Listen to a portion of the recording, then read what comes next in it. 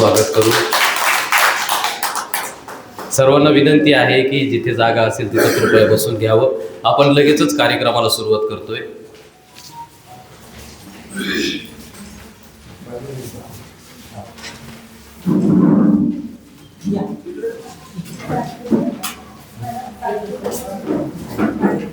बसा.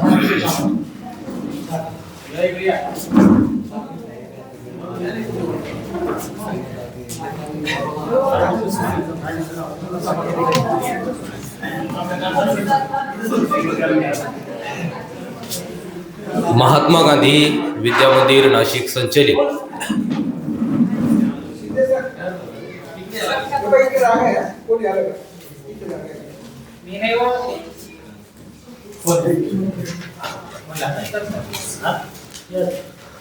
महात्मा गांधी विद्या मंदिर नाशिक संचलित कला व वाणिज्य महाविद्यालय येवला, बहिशाल शिक्षण मंडळ, सावित्रीबाई फुले पुणे विद्यापीठ पुणे प्रायोजित संत गाडगेबाबा ज्येष्ठ नागरिक व्याख्यानमाला दरवर्षीप्रमाणे याही वर्षी आपण बहिशाल शिक्षण मंडळाच्या वतीनं आपल्या महाविद्यालयामध्ये आयोजित केलेली होती.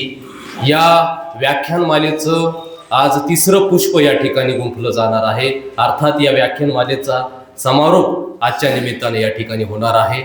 या व्याख्यानमालेचं तिसरं पुष्प गुंफण्यासाठी आपल्यामध्ये खास उपस्थित असलेले ज्येष्ठ मानसशास्त्रज्ञ, शिक्षण आणि सामाजिक क्षेत्रात ज्यांचं महत्त्वपूर्ण असं योगदान आहे असे ज्येष्ठ मानसशास्त्रज्ञ, समुपदेशक, लेखक आदरणीय प्राचार्य डॉक्टर पी.व्ही. रसाळ सर मंचावरती स्थानापन्न झालेले आहेत. आपण जोरदार टाळ्यांनी सरांचं स्वागत करू.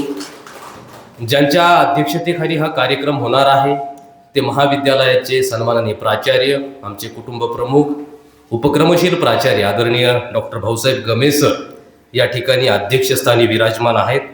त्यासोबतच या ठिकाणी महाविद्यालयाचे सन्माननीय उपप्राचार्य आदरणीय डॉक्टर रवींद्र ठाकरे सर हेही समोर उपस्थित आहेत.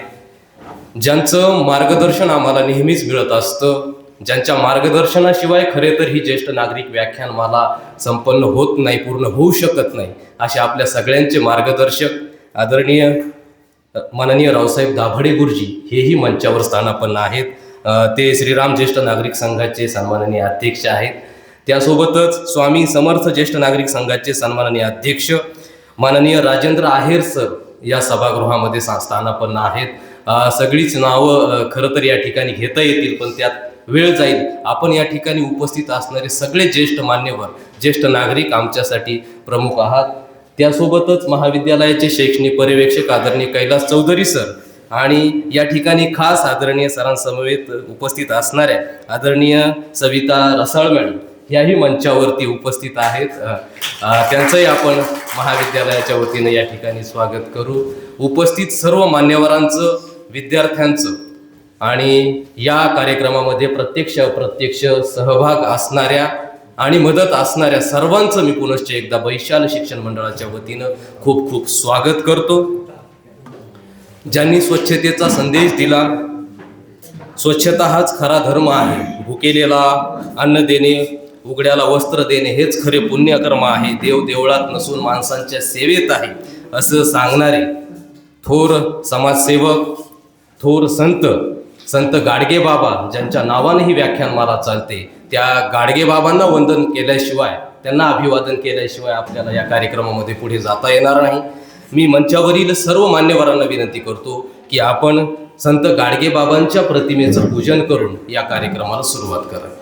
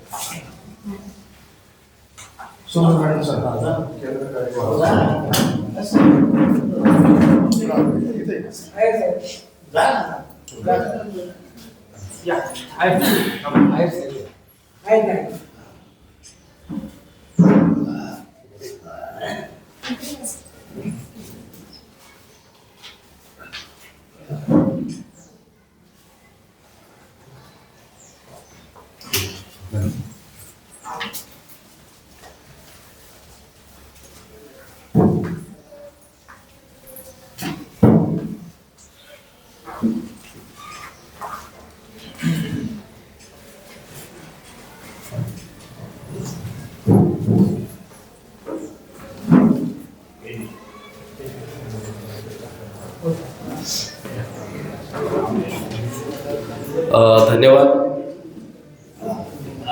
आपल्याकडे आलेल्या सन्माननीय पाहुण्यांचं, अतिथींचं यथोचित आदरातिथ्य करणं, त्यांचं स्वागत सत्कार करणं ही आपली भारतीय संस्कृती आहे. त्या भारतीय संस्कृतीला अनुरूप आम्ही आमचं कर्तव्य समजून या ठिकाणी खास जावे मृत्यूच्या गावा या विषयावर ज्यांचं आपल्याला व्याख्यान ऐकायला मिळणार आहे ते आजचे व्याख्याते ज्येष्ठ मानसशास्त्रज्ञ प्राचार्य डॉक्टर PV रसाळ सर यांचं स्वागत करण्याची विनंती आजच्या कार्यक्रमाचे सन्माननीय अध्यक्ष महाविद्यालयाचे प्राचार्य आदरणीय डॉक्टर भाऊसाहेब गमे सर यांना करतो. आपण आदरणीय रसाळ सरांचं या ठिकाणी यथोचित स्वागत करावं.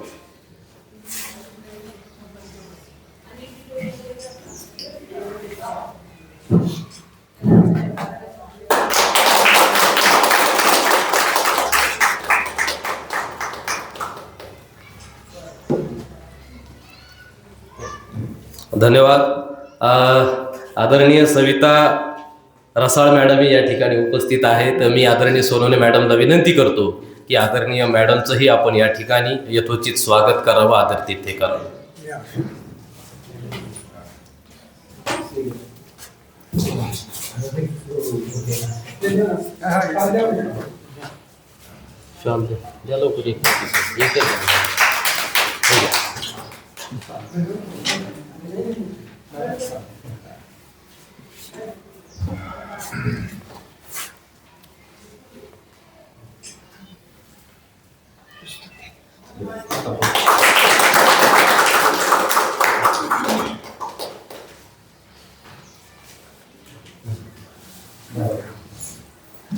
धन्यवाद.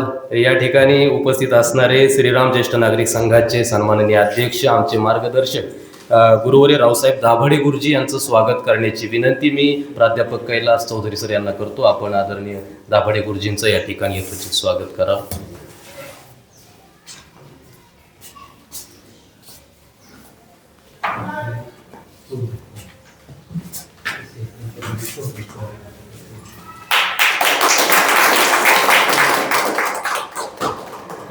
मित्रो, या ठिकाणी तिसरं सत्र आज होत आहे आणि तिसऱ्या सत्राच्या शेवटच्या चरणामध्ये घेऊन आज मी एक ज्येष्ठ म्हणून या ठिकाणी हा सन्मान तिसऱ्यांदा शाल घेणं मला माझ्या मनस्थितीला धरून नाही आहे, हे मी माफी मागतो. कारण मी आता अवमान केला असता कालच्यासारखा, परंतु वरिष्ठ या ठिकाणी बसल्यामुळे पण त्याचं विश्लेषण करणं गरजेचं आहे आणि त्याचा अधिकार आहे थोडासा माझा आहे. मित्र, आज ज्यांच्या नावाने आपण गाडगे महाराज या नावाने हा जो कार्यक्रम महाराष्ट्रभर किंवा आपलं नाशिक जिल्ह्यात विशेषतः चालतोय, त्यांचा स्पर्श त्यांचा झाडू मी खाल्लेला आहे, तेव्हा त्याला मला सुद्धा त्यांचा एक खूप मोठा आज आनंदाचा दिवस या ठिकाणी मिळतोय आणि आपल्याला प्रमुख पाहुणे या ठिकाणी लाभले याबद्दल धन्यवाद देतो. हा आपल्या सर्वांच्या वतीने सत्कार स्वीकारतो. धन्यवाद. धन्यवाद.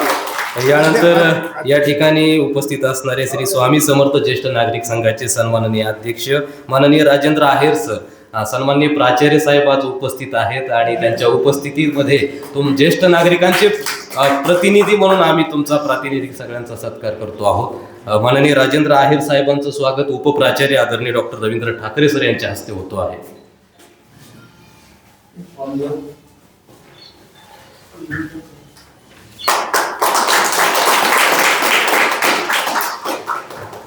धन्यवाद. यानंतर आपल्या सगळ्यांच्या वतीनं आजच्या अध्यक्षांचा सत्कार होणं या ठिकाणी अभिप्रेत आहे.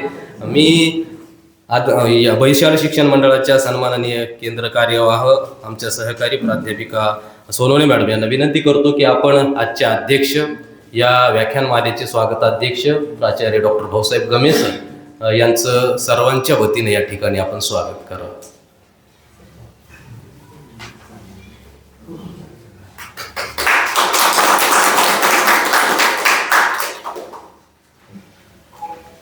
धन्यवाद. सभागृहामध्ये उपस्थित असणाऱ्या सर्व मान्यवरांचं पुनश्च एकदा शब्दसुमनांनी स्वागत. मान्यवरांचंही पुन्हा एकदा शब्दसुमनांनी स्वागत. आणि आपण आता या कार्यक्रमामध्ये पुढे जात आहोत. अधिकचा वेळ न घेता या कार्यक्रमाचं प्रास्ताविक करण्याची विनंती, अर्थात या कार्यक्रमाची भूमिका मांडण्याची विनंती मी प्राध्यापिका स्वाती सोनवणे मॅडम यांना करतो. त्यांनी कार्यक्रमाचं प्रास्ताविक करावं. धन्यवाद सर. महात्मा गांधी विद्या मंदिर नाशिक संचलित कला व वाणिज्य महाविद्यालय येवला, सावित्रीबाई फुले पुणे विद्यापीठ पुणे, वैशाल विभाग आयोजित संत गाडगे बाबा ज्येष्ठ नागरिक व्याख्यानमालेचे आज तिसरे पुष्प. मंचावर उपस्थित आजच्या कार्यक्रमाचे अध्यक्ष, आमच्या महाविद्यालयाचे उपक्रमशील प्राचार्य आदरणीय डॉक्टर भाऊसाहेब गमे सर, आजच्या या सत्रासाठी प्रमुख अतिथी म्हणून लाभलेले उपराष्ट्रपती पुरस्कार प्राप्त ज्येष्ठ मानसशास्त्रज्ञ आदरणीय प्राचार्य डॉक्टर PV रसाळ सर, त्यांच्या समवेत आलेल्या रसाळ मॅडम, श्रीराम ज्येष्ठ नागरिक संघाचे अध्यक्ष आदरणीय रावसाहेब दाभाडे गुरुजी, आमच्या महाविद्यालयाचे उपप्राचार्य आदरणीय RP ठाकरे सर, शैक्षणिक पर्यवेक्षक कैलास प्राध्यापक KS चौधरी सर, आणि येथे उपस्थित स्वामी समर्थ ज्येष्ठ नागरिक संघाचे अध्यक्ष आदरणीय आयरे सर, आणि सर्व ज्येष्ठ श्रेष्ठ मंडळी आणि सर्व सहकारी प्राध्यापक बंधू भगिनींनो, आपल्या सर्वांचे मी मनपूर्वक हार्दिक स्वागत करते. सावित्रीबाई फुले पुणे विद्यापीठाच्या वैशाल विभागामार्फत संत गाडगेबाबा ज्येष्ठ नागरिक व्याख्यानमाला ही 3 दिवस घेतली जाते. आज या तिसरे सत्र या व्याख्यानमालेचे पहिले पुष्प गुंफण्यासाठी आपल्यामध्ये श्री अशोक पाटील सर उपस्थित राहिले होते. सरांनी आपल्याला सर्वांसाठी योग या विषयावरती बहुमोल असं मार्गदर्शन केलं. प्रात्यक्षिकासह त्यांनी मार्गदर्शन केलं.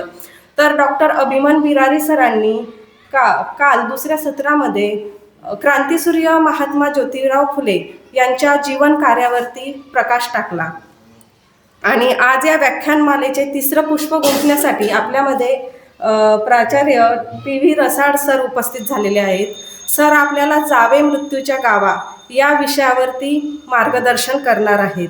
खरं तर डॉक्टर धनराज धनगर सरांची बदली झाल्यामुळे माझ्याकडे आमच्या प्राचार्य साहेबांनी हे काम सोपविले, आणि तुमच्या सर्व ज्येष्ठ नागरिकांच्या आशीर्वादाने आणि मार्गदर्शनाने मी ही वैशाल व्याख्यानमाला इथं पार पाडू शकले.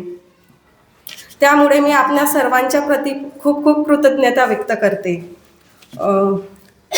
तर आज समारोपासाठी उपस्थित PV रसाळ सर आपल्याला जावे मृत्यूच्या गावा या विषयावर आपल्याशी संवाद साधणार आहेत. खरं तर संवादात आपल्या या विषयाकडे जर आपण गेलो तर आपल्याला थोडं आश्चर्य वाटतं की विषय जावे मृत्यूच्या गावा असा का.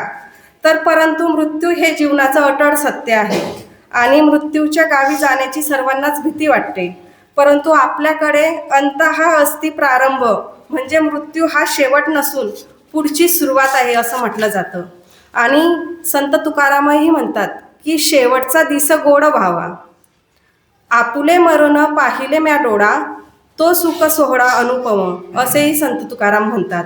मानसशास्त्राचे अभ्यासक असलेले आदरणीय प्राचार्य रसाळ सरांच्या रसाळ वाणीतून ही मृत्यूच्या गावी जाण्याची संकल्पना समजून घ्यायला आपल्यासोबत मी सुद्धा उत्सुक आहे. मी आदरणीय सरांचे शब्दसुमनांनी हार्दिक स्वागत करते आणि पुनश्च एकदा आपल्या सर्वांच्या प्रति कृतज्ञता व्यक्त करते आणि माझ्या प्रास्ताविकाला पूर्णविराम देते. धन्यवाद. धन्यवाद मॅडम. या कार्यक्रमाची यथोचित भूमिका आपण या ठिकाणी विशद केलेली आहे. पुनश्च धन्यवाद व्यक्त करून आदरणीय रसाळ सरांना या ठिकाणी बोलवण्यापूर्वी त्यांचा यथोचित परिचय करून देण्यासाठी आमच्या सहकारी प्राध्यापिका प्रीती वाघ मॅडम यांना विनंती करतो की आपण आदरणीय सरांचा उपस्थितांसाठी यथोचित परिचय करून द्यावा. प्रीती वाघ.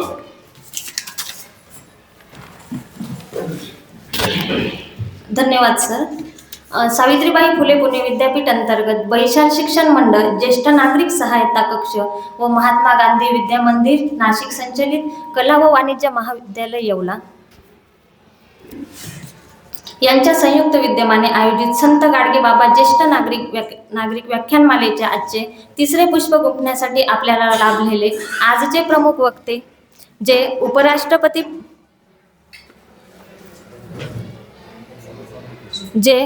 उपराष्ट्रपती पुरस्कार प्राप्त राष्ट्रीय मानांकित मानसशास्त्रज्ञ व समुपदेशक डॉक्टर पी.व्ही. रसाळ सर यांचा मी परिचय करून देत आहे. सरांचे शिक्षण मानसशास्त्र या विषयातून सरांनी एम.ए. पूर्ण केले आहे. त्याचप्रमाणे सरांची PhD देखील आहे. LLB औद्योगिक मानसशास्त्र पदविका, समुपदेशक मानसशास्त्र पदविका या सर्व पदव्या सरांनी मिळविलेल्या आहेत. सरांना प्राध्यापक पदाचा 37 वर्षांचा, प्राचार्य पदाचा 22 वर्षांचा आणि समुपदेशक म्हणून 22 वर्षांचा अनुभव सरांना आहे. सरांनी विविध शैक्षणिक आणि प्रशासकीय आस्थापनांवर काम केलेले आहे. सर सावित्रीबाई फुले पुणे विद्यापीठातील मानसशास्त्र अभ्यास मंडळाचे अध्यक्ष आहेत. तसेच मराठी मानसशास्त्र परिषदेचे देखील सर अध्यक्ष आहेत. मानवी शिक्षण संस्थेचे सर उपाध्यक्ष आहेत. त्याचप्रमाणे मानसशास्त्र अभ्यास मंडळाचे देखील सर सदस्य आहेत. भारत स्काउट आणि गाईडचे सर जिल्हा समन्वयक आहेत. सर भारतातील प्रसिद्ध 7 शैक्षणिक व संशोधन संस्थांचे कायम सभासद आहेत, जसे की मराठी मानसशास्त्र परिषद Pune, Indian association of human behaviour Manas Bharati, Indian academy of applied psychology. त्यांचे मानसशास्त्रातील विविध विषयांवरील पुस्तके व लेख प्रकाशित झालेले आहेत. एकूण 150 जिल्हा विद्यापीठ राज्यस्तरीय परिषदांमध्ये सरांनी सहभाग घेतला आहे आणि संशोधन पेपर सादर केलेले आहेत. सरांचे 41 संशोधन पेपर राज्य जर्नलमधून प्रकाशित झाले आहेत आणि 17 संशोधन पेपर राष्ट्रीय स्तरावरील राष्ट्रीय जर्नलमधून प्रकाशित झाले आहेत. आणि विशेष बाब म्हणजे सरांच्या नावावर 2 पेटंट देखील रजिस्टर आहेत. पहिले म्हणजे एम्प्लॉई बिहेवियर मॉनिटरिंग डिव्हाइस आणि दुसरे म्हणजे device to analyse consumer psychology during shopping. त्याचप्रमाणे सरांनी आंतरराष्ट्रीय 1, राष्ट्रीय 22, राज्य व विद्यापीठ स्तरीय 47 परिषदांचे कार्यशाळेचे आयोजन केले आहे. रिसोर्स पर्सन म्हणून देखील सरांनी अनेक ठिकाणी मार्गदर्शन केले आहे.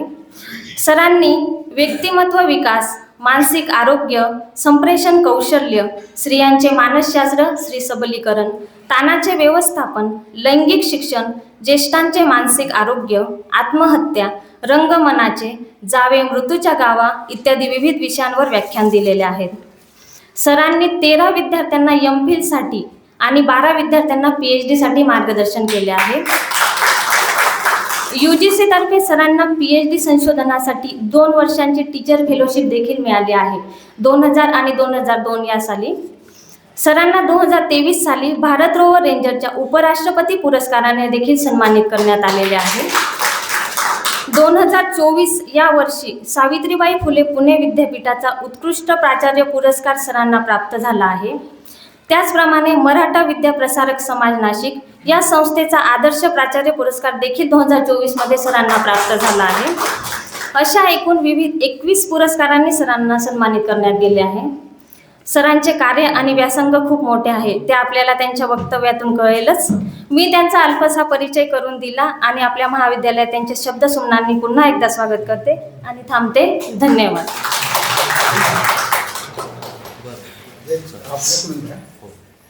सर शाळा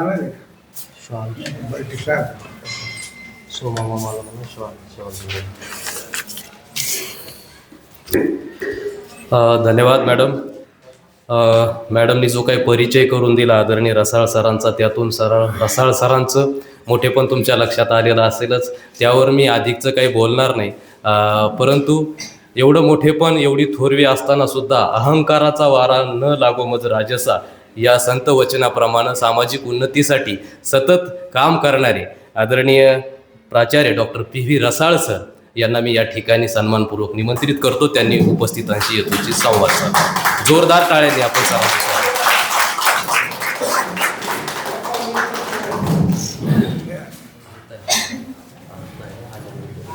शेवटी करू. सर,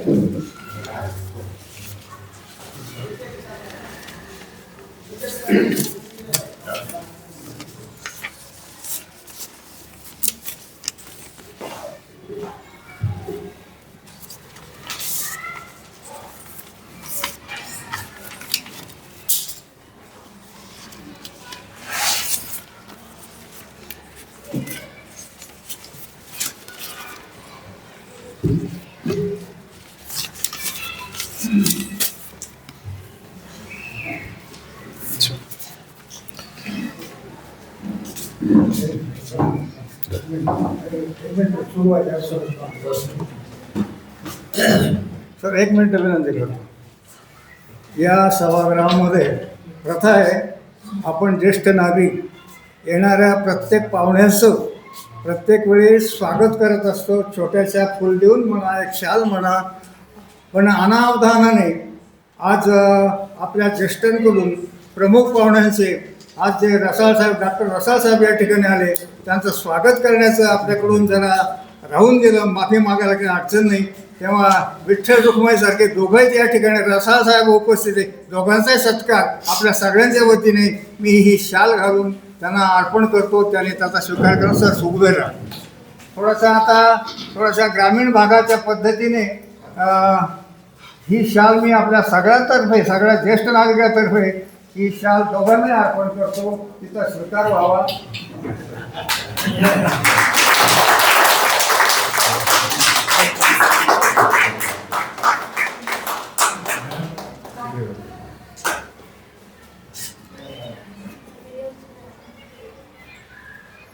धन्यवाद सर. आमच्या ज्येष्ठांची शाल तुम्ही घेतली, स्वीकारली, याच्याबद्दल धन्यवाद.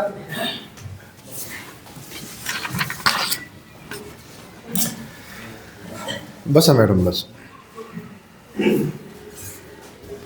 सगळे अगदी आरामदायी आहे ना, काही अडचण नाही. ठीक.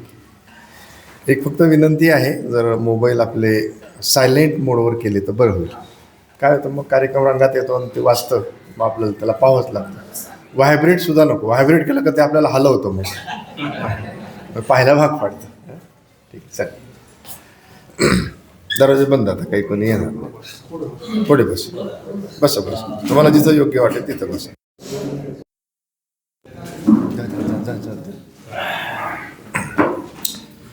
करू सुरुवात? ठीक. किती मिनिटं बोलू?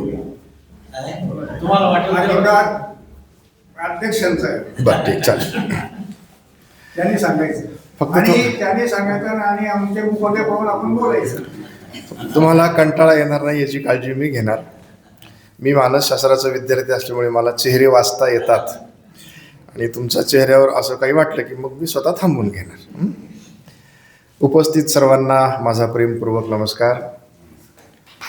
महात्मा गांधी विद्या मंदिर संचलित कला व वाणिज्य महाविद्यालय येवला आणि बहिशाल शिक्षण मंडळ सावित्रीबाई फुले पुणे विद्यापीठ पुणे यांच्या संयुक्त विद्यमाने संत गाडगेबाबा ज्येष्ठ नागरिक व्याख्यानमाला संपन्न होत आहे. आज या व्याख्यानमालेचा समारोपाचा कार्यक्रम.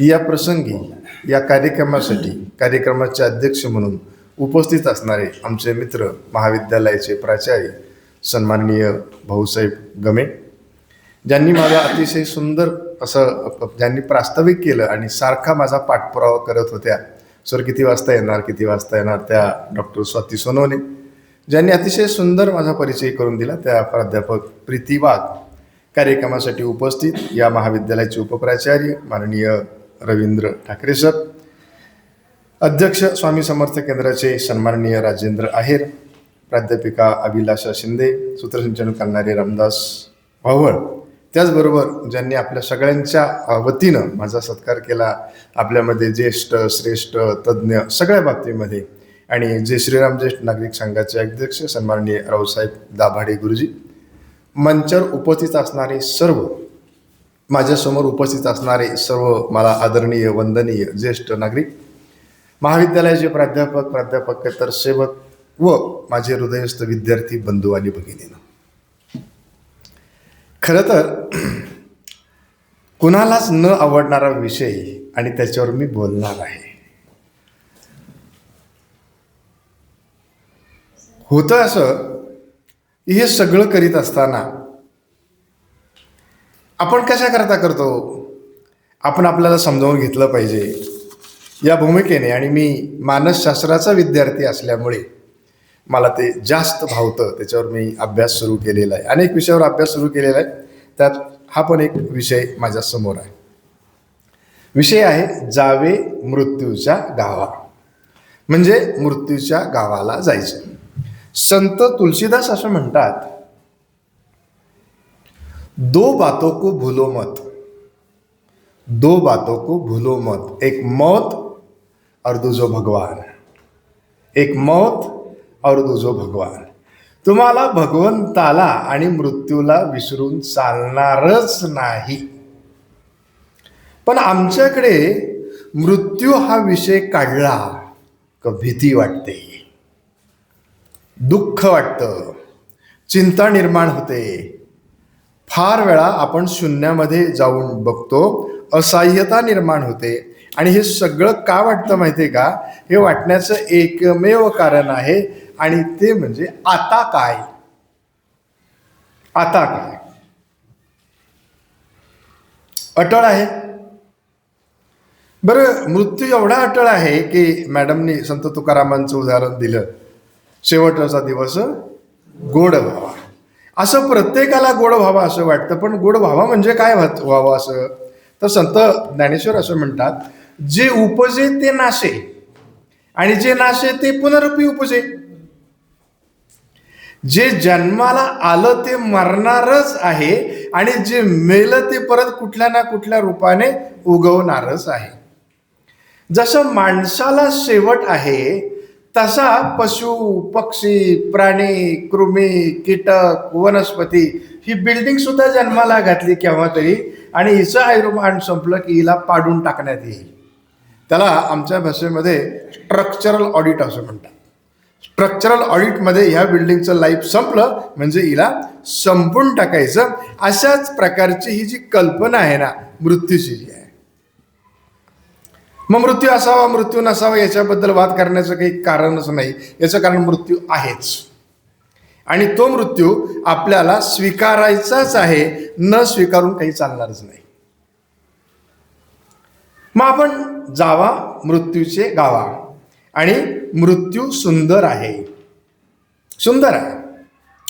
आपल्या जीवनामध्ये अनेक संस्कार केले जातात, जन्मपूर्व अवस्थेपासून तर मृत्यूपर्यंत. मृत्यूच्या नंतर सुद्धा आपला समाज, आपली पिढी, नातवंड वगैरे वगैरे आपल्याला काय करतात? आपल्यावर संस्कार करतात.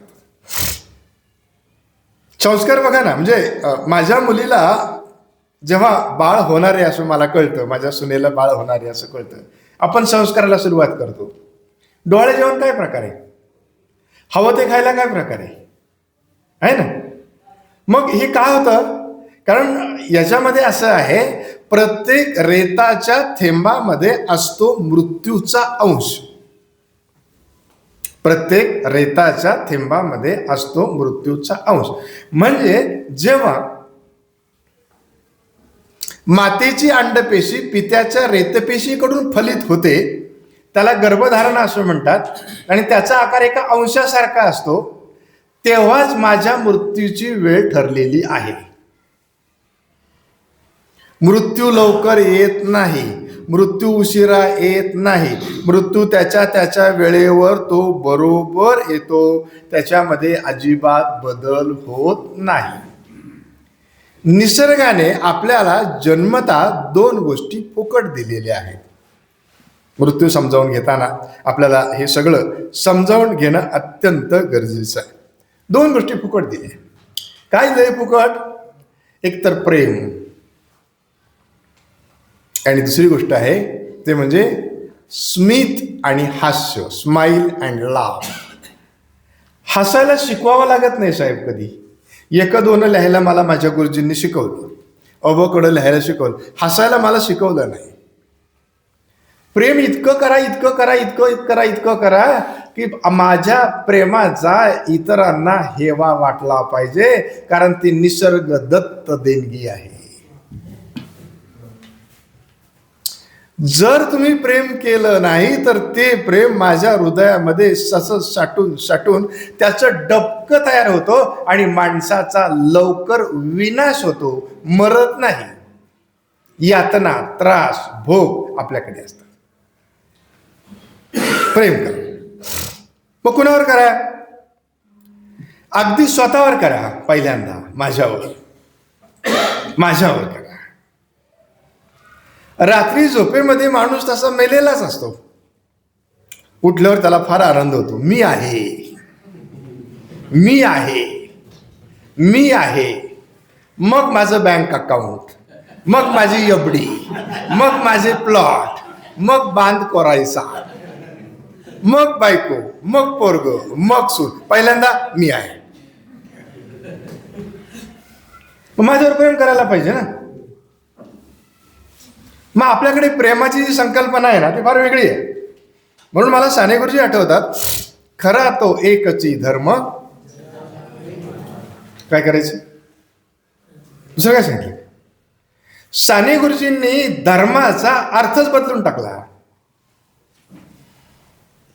प्रेमच। कारण माणूस हा प्रेमाचा पुतळा आहे। माणूस वजा प्रेम, निर्जीव माणूस तरी बरा, दगड तरी बरा। प्रेम करायचं। शिरवाडकर असं म्हणतात, प्रेम योगावर करावं, प्रेम त्याग भोगावर करावं, आणि त्याहीपेक्षा प्रेम करायचं असेल तर त्यागावर प्रेम करावं। ज्यांनी ज्यांनी त्यागावर प्रेम केलं असे सगळ्या माणसांच्या व्यक्तिमत्वाची उंची हिमालयासारखी उंच झाली, बाकीचे खुजे राहिले। दुसरं आहे स्मित, स्माईल अँड लाव। माणूस हसताना फार गोड दिसतो बघा, दिसतो का नाही?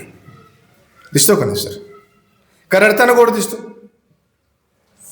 हसताना गोड दिसतो। मी हे काय सांगतो, आपण जर कोणाच्या घरी गेलो, आणि तिथं बाळ आहे 1.5 वर्षाचं, मुलगा मुलगी म्हटलं नाही, नक्ट चांगला नाकाचं म्हटलं नाही, काळं गोरं म्हटलं नाही, बाळ आहे। आईनं अतिशय व्यवस्थित आवरलेलं आहे, गुटगुटीत आहे, काजळ घातलेलं आहे, आपली नजर लागू नये म्हणून काळा टिपका पण, आपल्या नजरा कशा आहे आपल्याला माहिती आहे।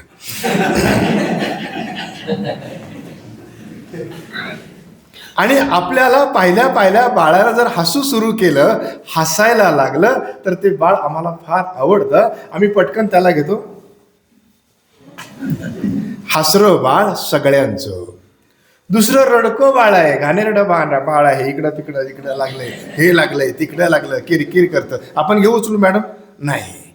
हसरं बाळ सगळ्यांचं, रडकं बाळ फक्त आईचं। नवरा सुद्धा कधी कधी असं म्हणतो, तुझं तुझं सांभाळ। त्याला प्रश्न विचारा, मग तुझं कोणतं आहे बाबा? हसत राहा, हसत राहा, हसत राहा। आणि आम्हाला हसायचं काय माहितीये का? म्हणजे जो आयुष्यभर फक्त प्रेम प्रेम प्रेम प्रेम प्रेम कसं करायचं? निस्वार्थ प्रेम करायचं, निर्व्याज प्रेम करायचं, काही न मागता प्रेम करायचं, कुठल्याही प्रकारची अपेक्षा न ठेवता प्रेम करायचं।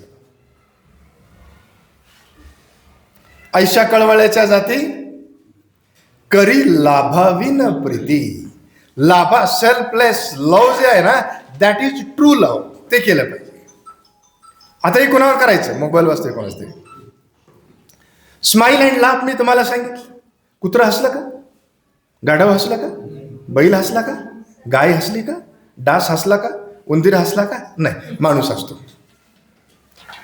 कारण निसर्गाने माणसाला दिलेली ती एक शक्ती आहे, म्हणून माणसाने हसलं पाहिजे। हसल्यामुळे माणसाच्या चेहऱ्यावर असणारे 56 स्नायू कार्यान्वित होतात, चेहरा ताजा तवाना टवटवीत राहतो, जाण्याची गरज नाही। तुम्ही जाता पार्लरमध्ये, आज पावडर लावून आले का? एकदम स्मार्ट, हसत राहा, हसत राहा, हसत राहा।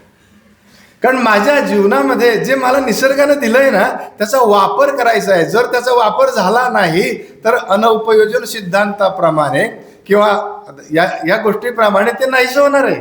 हे जाणार आहे, जळून जाणार आहे, पुरणार आहे, गाठणार आहे, त्याला काहीतरी होणार आहे। मग आता आपल्याला काय करायचंय? ज्या शिवाने ह्या जीवाला जन्माला घातलं,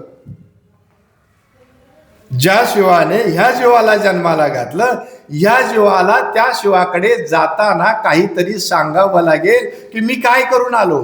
का नुसता खाल्ला फिरला?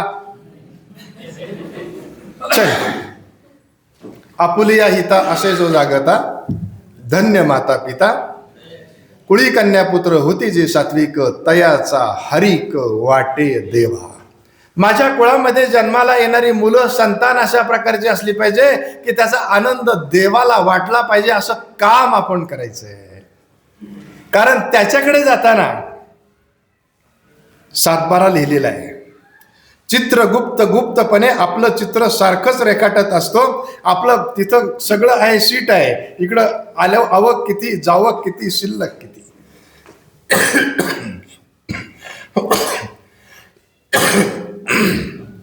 हे पाणी नको, खोकला येतो कालपासून. याचं कारण असं आहे की आपल्याकडे जे आहे ना ते शून्य आहे. महाभारत कोणी लिहिलं? व्यासांनी. महाभारत हा एक अतिशय आपल्या संस्कृतीमध्ये असणारा उच्च असा धर्मग्रंथ आहे. महर्षी व्यास जे होते ते त्रिकाल ज्ञानी होते. भूत, भविष्य आणि वर्तमान. त्यांचं गणित सुद्धा एवढं पक्क होतं ना, महाभारतामध्ये असणाऱ्या सगळ्या पात्रांची बेरीज शेवटी शून्य आलेली आहे. तुमचं माझं काय? 2-3 पात्र आपण फक्त बघू गमे सर. धृतराष्ट्र कुठल्या राज्याचा राजा?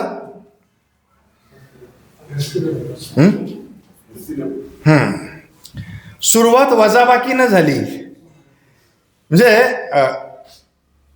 सुरुवात वजाबाकीनं झाली. अंध असल्यामुळे गांधारी मिळाली, 100 मुलं मिळाले, राज्य मिळालं. अंध असताना सुद्धा राज्यपद मिळालं.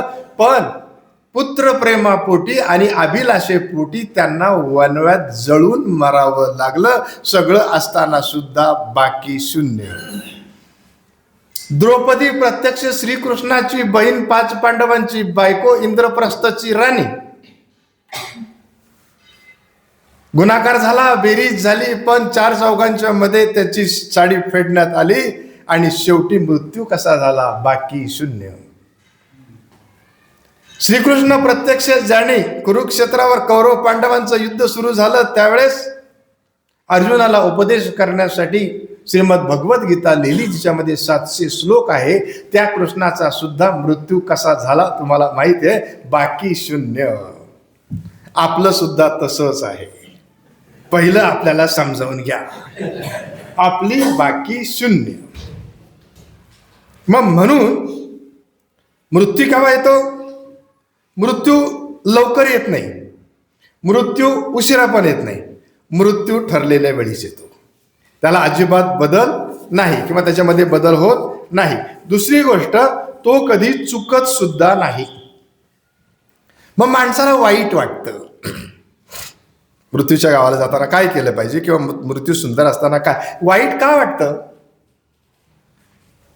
वाईट वाटण्याचं कारण असं आहे की माझं हे सगळं सोडून मला आता जायचं आहे ना, त्याचा मला जास्त वाईट वाटतं. भारातांबे असं म्हणतात, बाग बगीचा इथला मळा, मला लागला इथला लळा. बाग बगीचा इथला मळा, मला लागला इथला लळा. सोडिता मन कसे चरचरते, नववधू प्रिया मी बावरते. जशी नवरी नवरी नवरी लग्न झाल्याच्या नंतर आई वडिलांच्या मिठीतून सुटून नवऱ्याकडे जाते, त्यावेळेस तिला सगळ्या गोष्टी आठवतात. हा माझा दादा आहे, हा माझा भाऊ आहे, ही माझी आई आहे, ताई आहे, आत्या आहे, मावशी आहे. फार खोड्या केल्या, वडिलांनी सांभाळलं. तळहाताच्या फोडासारखं ज्या मुलीला जपलं त्याच मुलीला आता आपण आपल्या हाताने दुसऱ्याच्या स्वाधीन करतो दानाच्या रूपाने. आणि ज्या मुलीवर गेली 25-27 वर्ष माझा अधिकार होता, तो मी बाप त्यांच्या पुढे लाचार होऊन विचारतो, आता घ्यायला केव्हा येऊ? गंमत आहे बघा. मृत्यूचं पण असंच आहे. सगळं सोडून द्यायचं, घर दार संपत्ती प्रॉपर्टी FD बाण कपाट कपडे कोपडे सगळं सोडून द्यायचं आणि तिकडे जायचं. आम्ही जातो आमच्या गावा, आमचा राम राम घ्यावा. आजवर होतो तुमच्या गावी, आता कृपा असू द्यावी. आता नाही येणे जाणे बोलणे सहज खुंटले, सगळं खुंटलंय. मग मला काय करायचंय? मला राम कृष्ण हरी म्हणायचंय मृत्यूच्या गावाला जाताना. आणि दुसरी गोष्ट अशी आहे, आम्हाला त्याची भीती वाटते. मृत्यूची भीती वाटण्याचे काही कारणं जे आहेत ते पण मी तुम्हाला नंतर सांगणार आहे. पण खरं तर मृत्यू आल्याच्या नंतर कुणीच काही म्हणत नाही.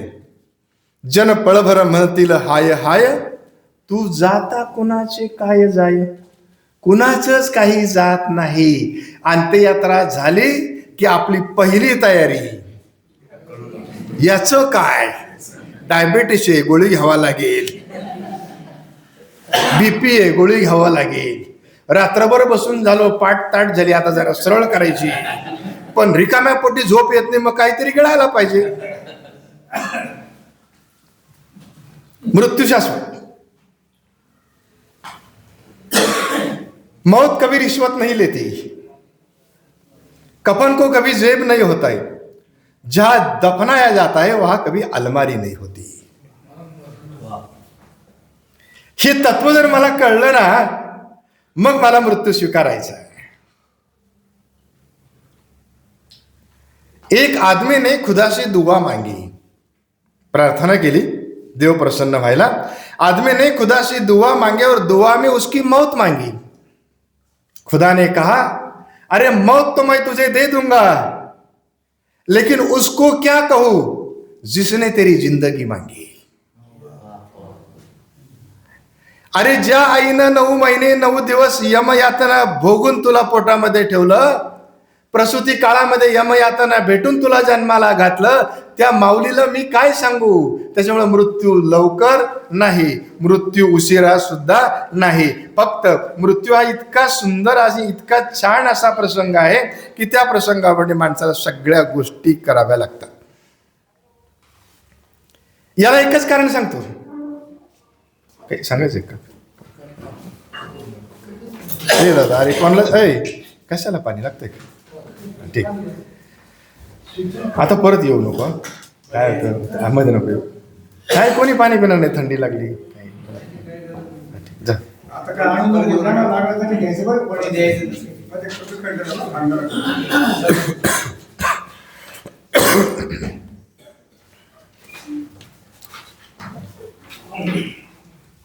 लहान बाळ कुणाकडे पाहिलं का हसतं, हसतं की नाही. मग आम्ही काय म्हटलं, हसरा चेहरा सगळ्यांना आवडतो, रडका चेहरा आवडत नाही. मी तुम्हाला काही संस्कार सांगत होतो. मृत्यूचा संस्कार हा 16 संस्कारापैकी एक संस्कार आहे आणि अत्यंत महत्वाचं आहे. त्याचं निरोप नावाची कविता पण मी तुम्हाला ऐकवणार आहे शेवटी, माझं जेव्हा व्याख्यान संपत येईल त्यावेळेस. मृत्यू कसा आहे बघा. मृत्यूचं वर्णन सुद्धा आपल्या कार्यकिर्दीप्रमाणे केलं जातं. कार्यकाळ कसा गेला माझा. मग सर मला भेटले आणि ते नांदूरचे सर कुठे, हां सर म्हटले तुम्ही निफाडला होते नांदूरला, अशा त्यांची 2-3 घटना सांगितल्या. आम्ही दोघांनी बरोबर काम केलं, ती घटना आम्ही सोडवली. आठवण आली. माणसाच्या मृत्यूला नाव सुद्धा समाज, मी नाही, मला कोण विचारतं, मी गेलेलाच असतो तेव्हा, समाज देतो. माणूस गेल्यावर काय म्हणतो आपण,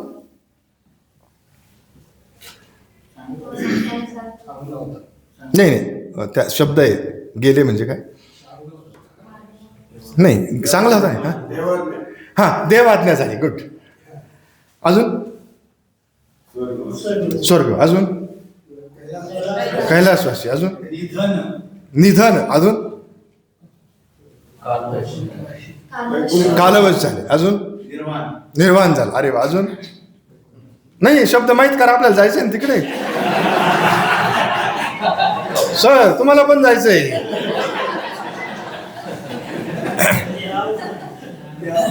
मी असं म्हणत होतो की आपल्या कार्याप्रमाणे लोक आपल्या मृत्यूला नावं ठेवतात. महानिर्वाण झाले, परिनिर्वाण झाले, स्वर्गवासी झाले, कैलासवासी झाले, देहावसन झालं, हा अजून स्विच ऑफ झाले, यांची बॅटरी संपून गेली.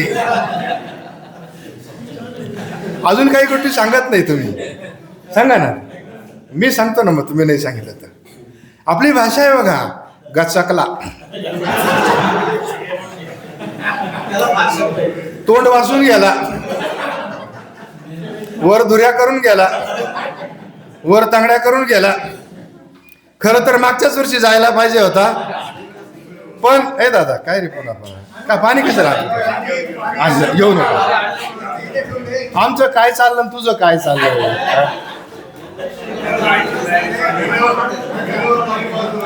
हे दादा एक काम कर, इकडे ए बाबा सर, त्याला बाहेर बसवा, बसव. तर मी सुरुवातीला सांगा, तुम्ही जरा व्यत्यय निर्माण होता.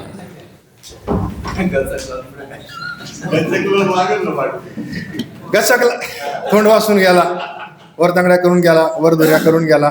मागच्या वर्षी जायला पाहिजे होता, पण कसं काय राहिला काही कळलं नाही.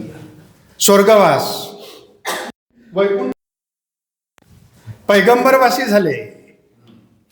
मला एक शब्द फार वैकुंठवास पण आवडतो, निर्वर्तले. ब्रह्मलीन झाले.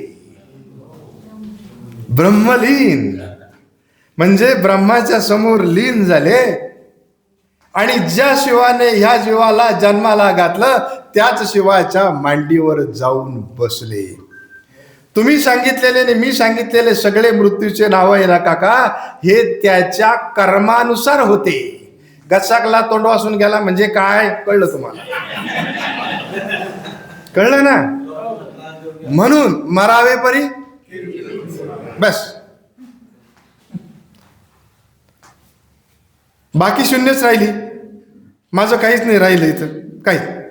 तसं मी मानसशास्त्राचा विद्यार्थी आहे, त्यामुळे मी जरा धाडसाने सांगतो. माझे काही सिद्धांत पण आहेत. डेथ एन्झायटी आपण ज्याला म्हणतो.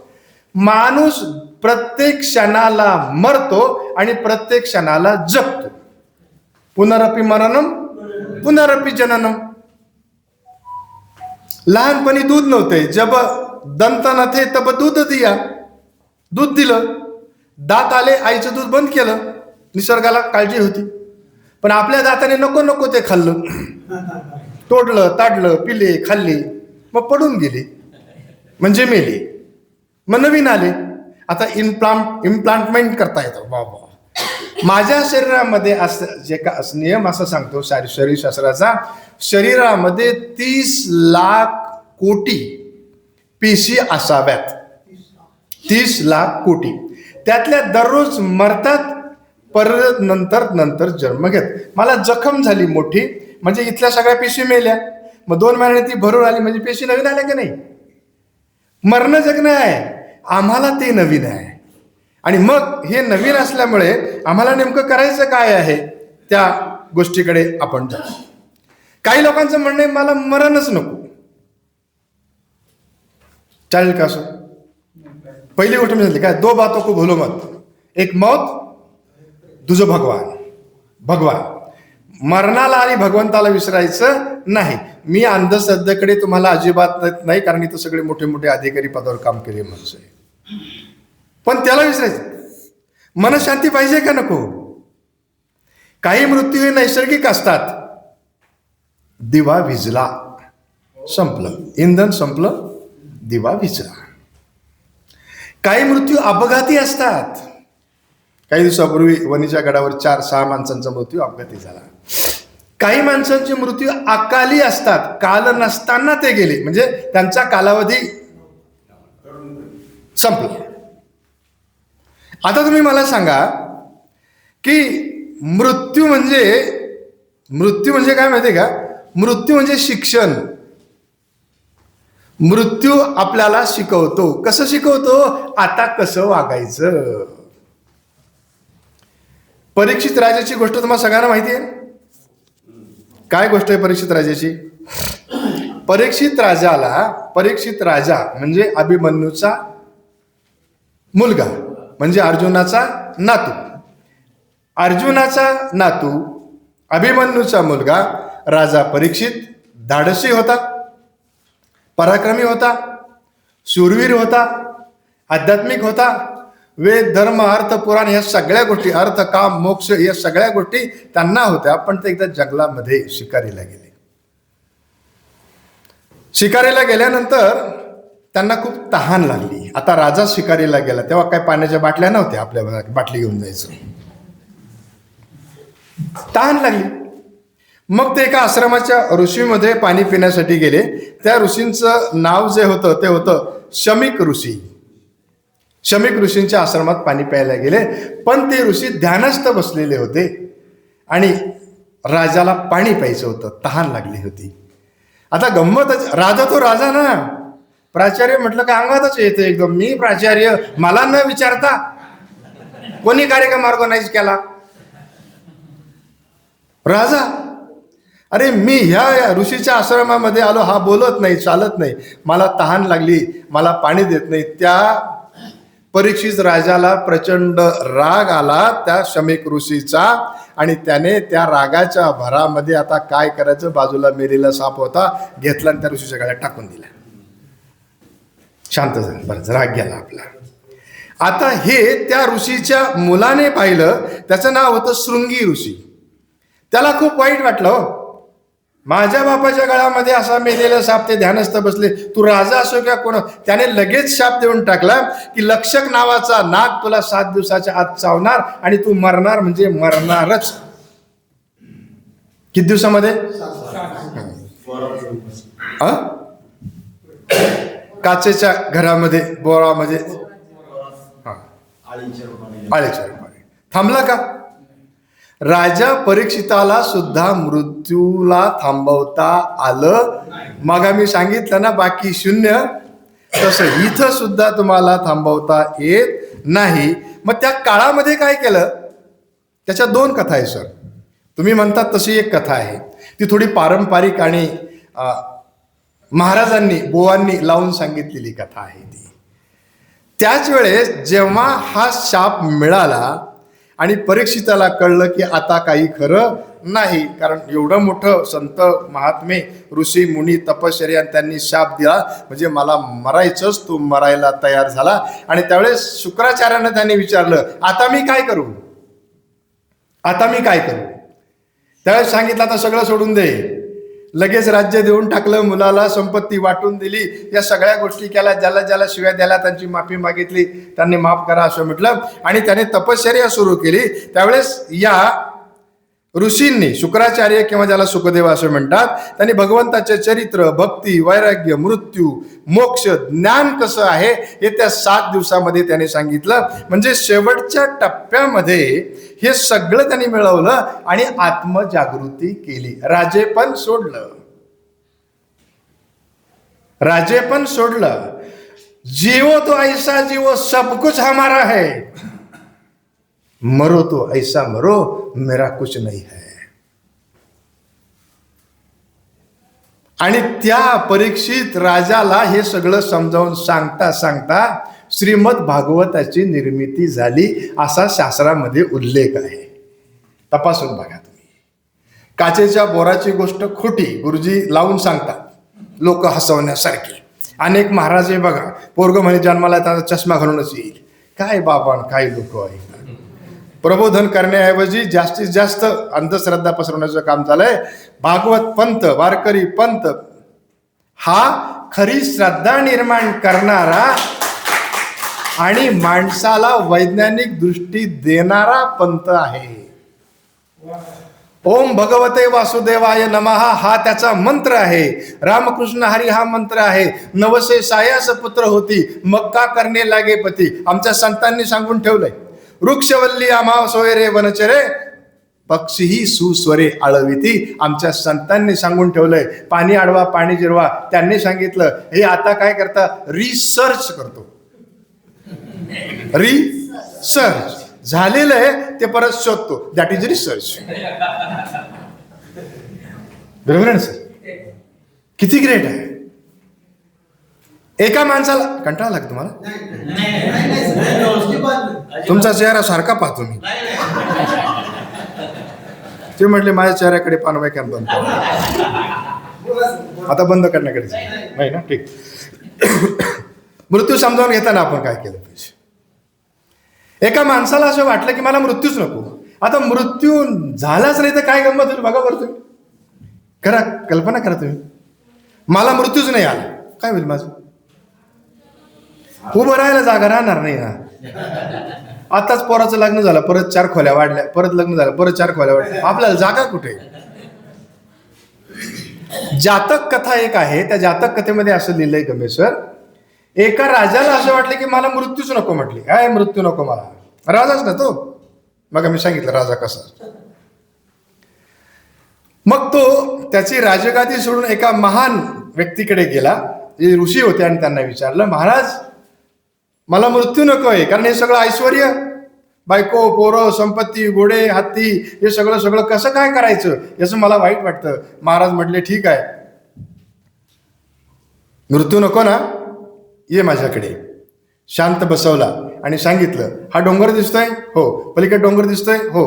पलीकडे परत एक डोंगर आहे, तू काय करायचं, चालत चालत एकट्यानेच जायचं. त्या बाजूला एक सरोवर आहे, त्या सरोवराचं पाणी घ्यायचं आणि ते पाणी प्यायचं, तू अमर होशील. जावे मृत्यूच्या गावा. छान होतं का नाही? राजाने ऐकलं. पहिला डोंगर संपला, दुसरा संपला, तिसरा संपला. तिथं पाण्याचं सरोवर होतं. त्याने त्या पाण्यामध्ये असा हात ओंजळ पाणी घ्यायला बुडवणार, तितक्यात त्याला बाजूला एका व्यक्तीचा विव्हळण्याचा, कन्याचा आवाज आला.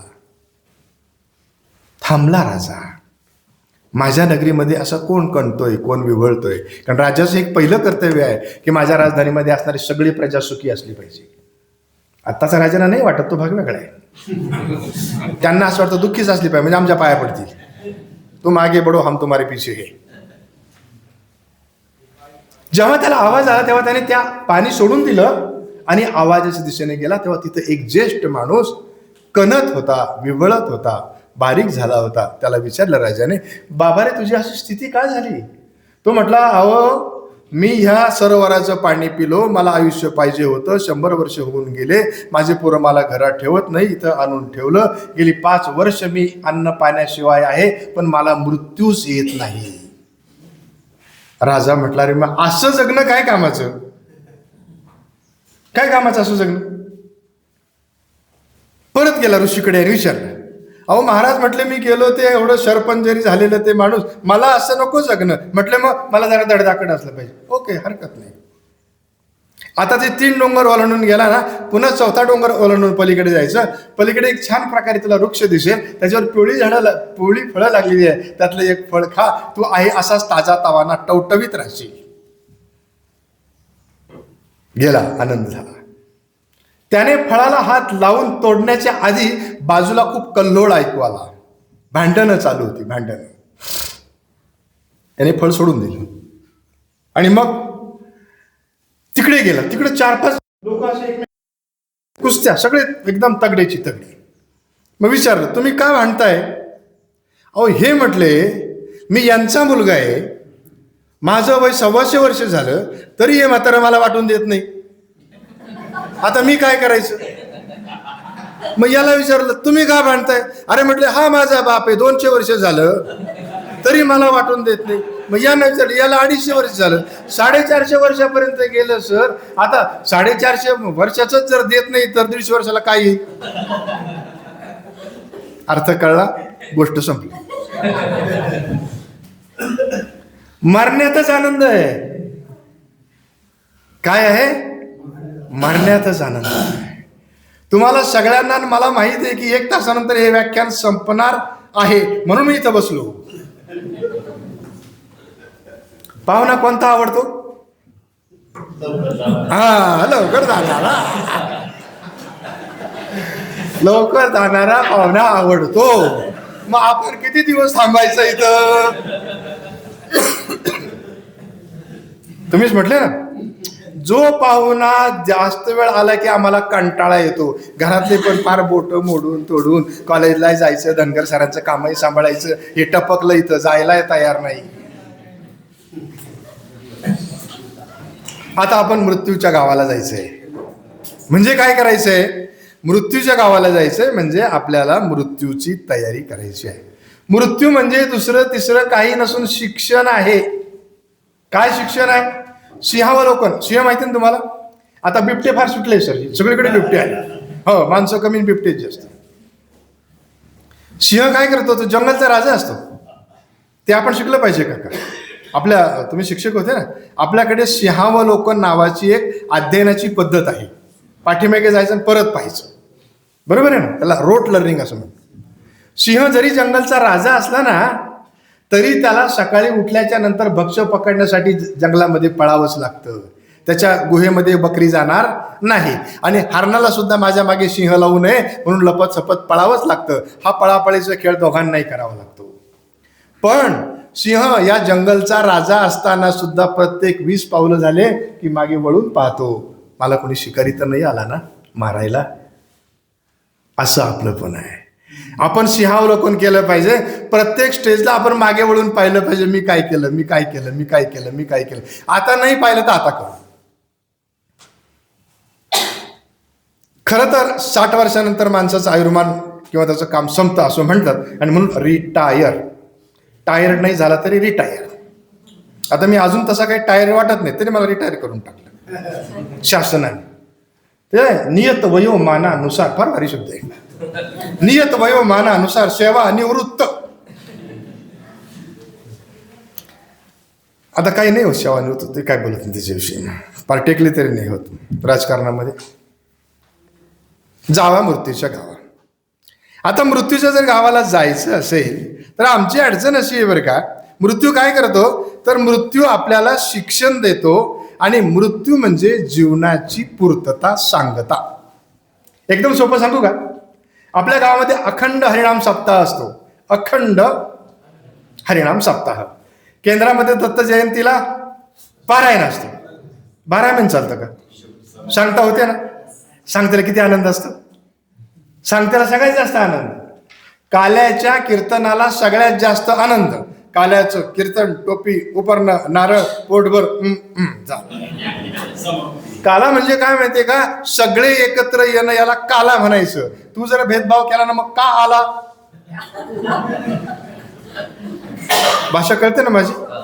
हा, माझं मराठी कच्चं आहे पण थोडं थोडं येतं, गमे सरांचं शिकलो मी. मरण म्हणजे काय? शिक्षण. मरण म्हणजे पूर्तता. इथं काहीच नाही. आणि मग या गावाला जर मला जायचं असेल तर ते जात असताना मला त्याची काही तयारी करावी लागते.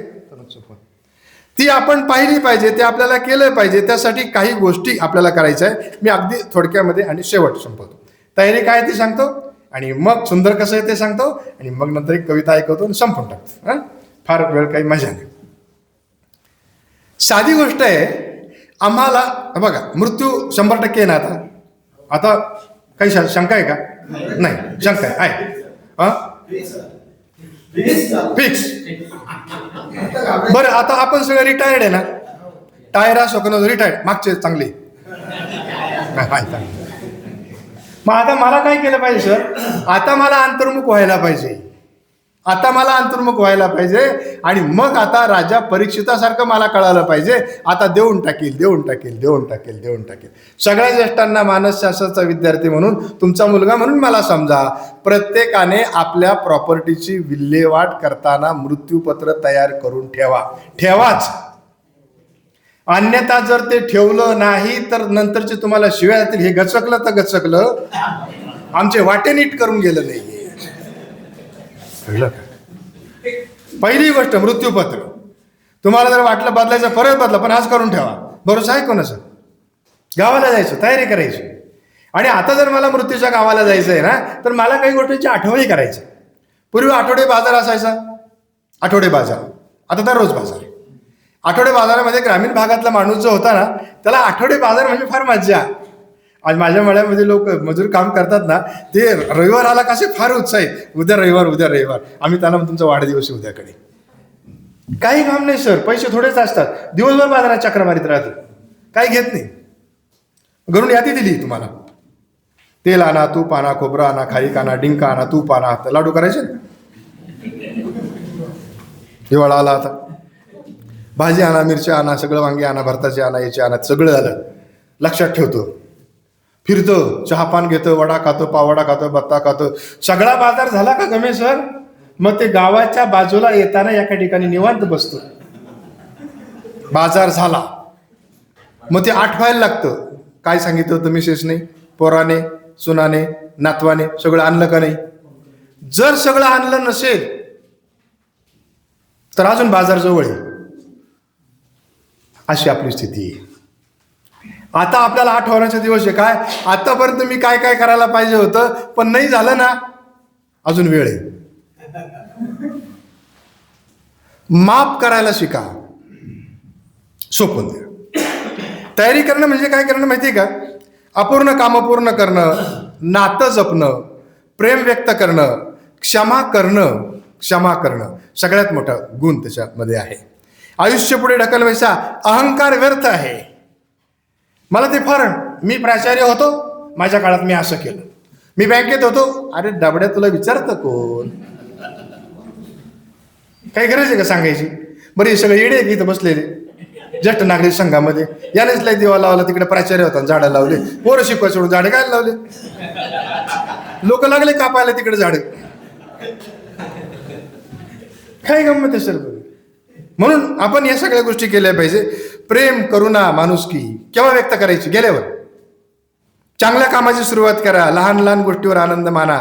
नात्यांना प्राधान्य द्या. आज महत्वाचा आहे. जीवनाचा खरा संदेश आज महत्वाचा आहे. आजच महत्वाचा आहे. आत्ताचा महत्व आहे, नंतर मला माहिती नाही. मग तयारी करायची. मग काय तुम्हाला हसणं सांगत होतं. हसला का माणूस सुंदर दिसतो. दात जरी पडले तरी चालतील, पण हसायचं. कवळी पडली तरी चालली, पण हसायचं. तुम्ही मेलेल्या माणसाचा चेहरा पाहिलाय का? नाही पाहिलं. मग केव्हा पाहिजे? पाच जा.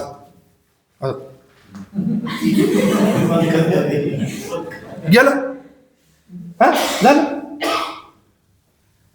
मेलेल्या माणसाच्या तोंडात काय ठेवतात? त्याच्या तोंडात पान ठेवलं का त्याचा चेहरा हसरा होतो. गेलं तर गेलं, पण हसत हसत गेलं पाहिजे म्हणून पान ठेवतात. शेवटी सुद्धा तो माणूस हसला पाहिजे. तयारी कशी ते सांगतो आणि मग आपण आपल्या शेवटाकडे येऊ. हा कार्यक्रम होता ना आजचा हा कार्यक्रम आहे ज्येष्ठ नागरिक संघाचा. राष्ट्रसंत गाडगे महाराज 3 दिवसाचे व्याख्यानमाला आहे. आता तुम्ही आले आणि बसले, आपण छानपैकी समोसा खाल्ला, चहा पण पिलो, छानपैकी बसलो. याच्या पाठीमागे फार मोठी तपश्चर्या आहे. तयारी करावी लागली. माझं व्याख्यान धनगर सरांनी 6 महिन्यापूर्वी बुक केलेलं आहे. किती? 6 महिने, बरोबर ना सर? नंतर मला आमंत्रण, नंतर ही कार्यक्रमाची तयारी, ही सगळी व्यवस्था, बोर्ड लावायचं. तुम्हाला 100 लोकांना फोन केले तेव्हा 20-25 आले. आपण येले मान आपल्याला. तयारी लागते का नाही? म्हणजे माझं 1 तासाचं व्याख्यान घ्यायला सरांचे, मॅडमचे, धनगर सरांचे, ठाकरे सरांचे किती प्रयत्न, किती तयारी. मला चांगलं आठवतं, म्हणजे ग्रामीण भागातले आपण आहोत म्हणून माझी लेक जर बाळंतपणाला यायची असेल, आपली तयारी काय असायची पूर्वी आता नाही. पूर्वी आठवा तुम्ही, पूर्वी माझी लेक जर बाळंतपणाला यायची असेल तर माझी तयारी अशी असायची, बाप म्हणून बाज विणणे. पहिला कार्यक्रम, बरोबर आहे. आईचं काम कोळसा शोधणे, लाकडं शोधणे, त्याचे बारीक बारीक तुकडे करणे, त्याचं दूर होणार नाही. मग कातबोळाचे शोध घेणे, खारीक खोबरं जमा करून ठेवणे, डिंक तूप जमा करून ठेवणे. तयारी होती का नाही? झाली की पोरगी बाळंतीन? येणार आहे का नाही सर? आपलं बाळ झालं, मला आज झालं, लगेच गुंतवणूक. त्याला शाळेत कोणत्या टाकायचं, तयारी सुरू झाली. लग्न ठरलं, तयारी सुरू झाली, हे ना. काय जेवण द्यायचं, काय करायचं, काय नाही. लग्नात कोणता ड्रेस घालायचा, लग्न कोणाचं, ब्युटी पार्लरमध्ये कोण जातं, आहे भानगडी द्यायला या कोण.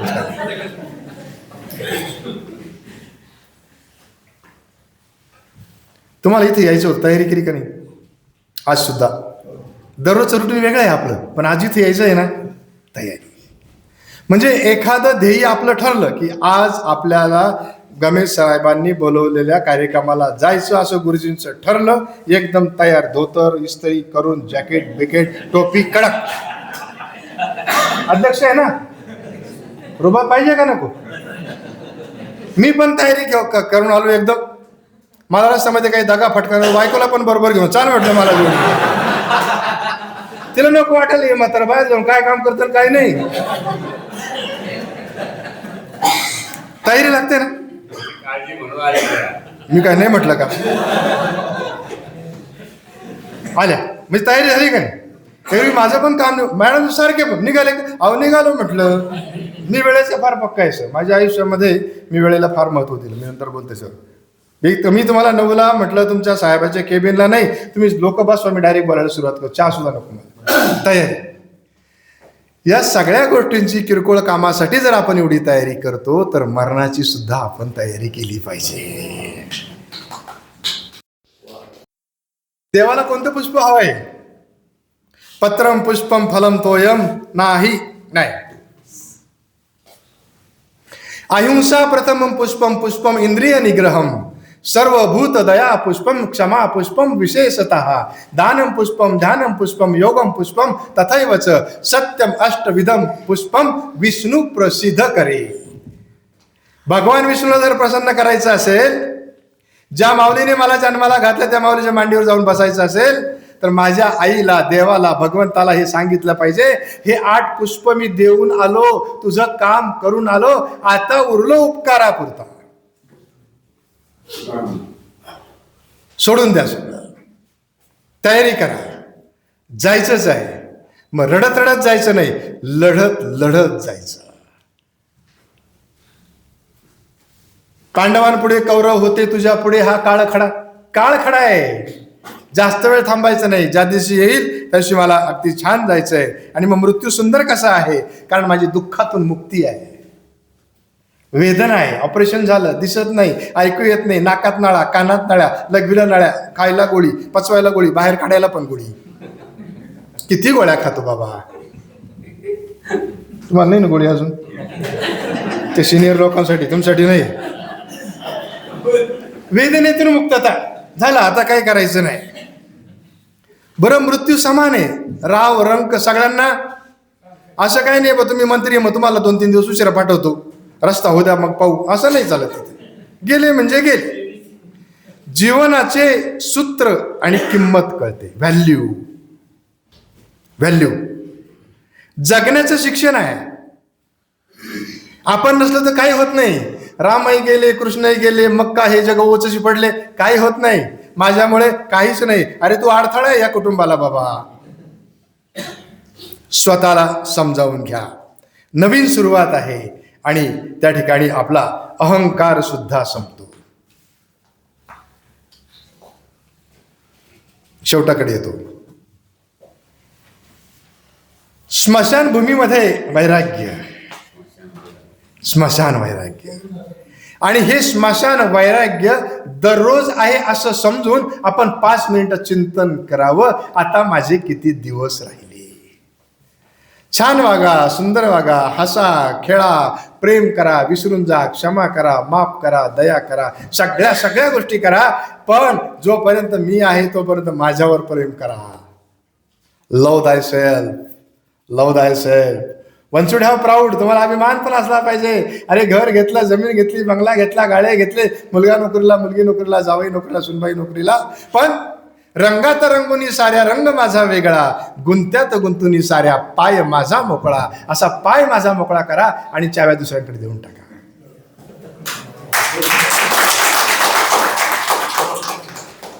शेवटाकडे जाताना मी माझ्या वडिलांची गोष्ट सांगतो आणि एक कविता ऐकून संपवतो. चालेल?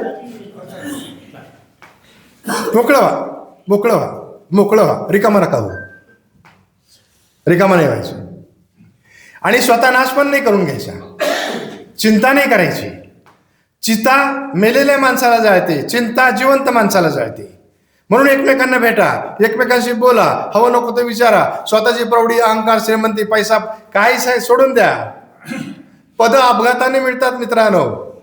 आमदार झालो, खासदार झालो, प्राचार्य झालो, मंत्री झालो, पद अपघाताने मिळतात. पैशाला केव्हाही पाय फुटतात. कोरोनाच्या काळामध्ये ऑडीमध्ये फिरणारे सुद्धा घंटा गाडीत रचून नेली. रुपया सुद्धा लावता आला नाही कपाळाला. लावला का? त्यांनी सांगितलं तुमच्या असते म्हणून घेतल्या. त्या माझ्या भावाच्या एका बहिणीच्या मला माहिती नाही. काळ शिकून गेला आपल्याला.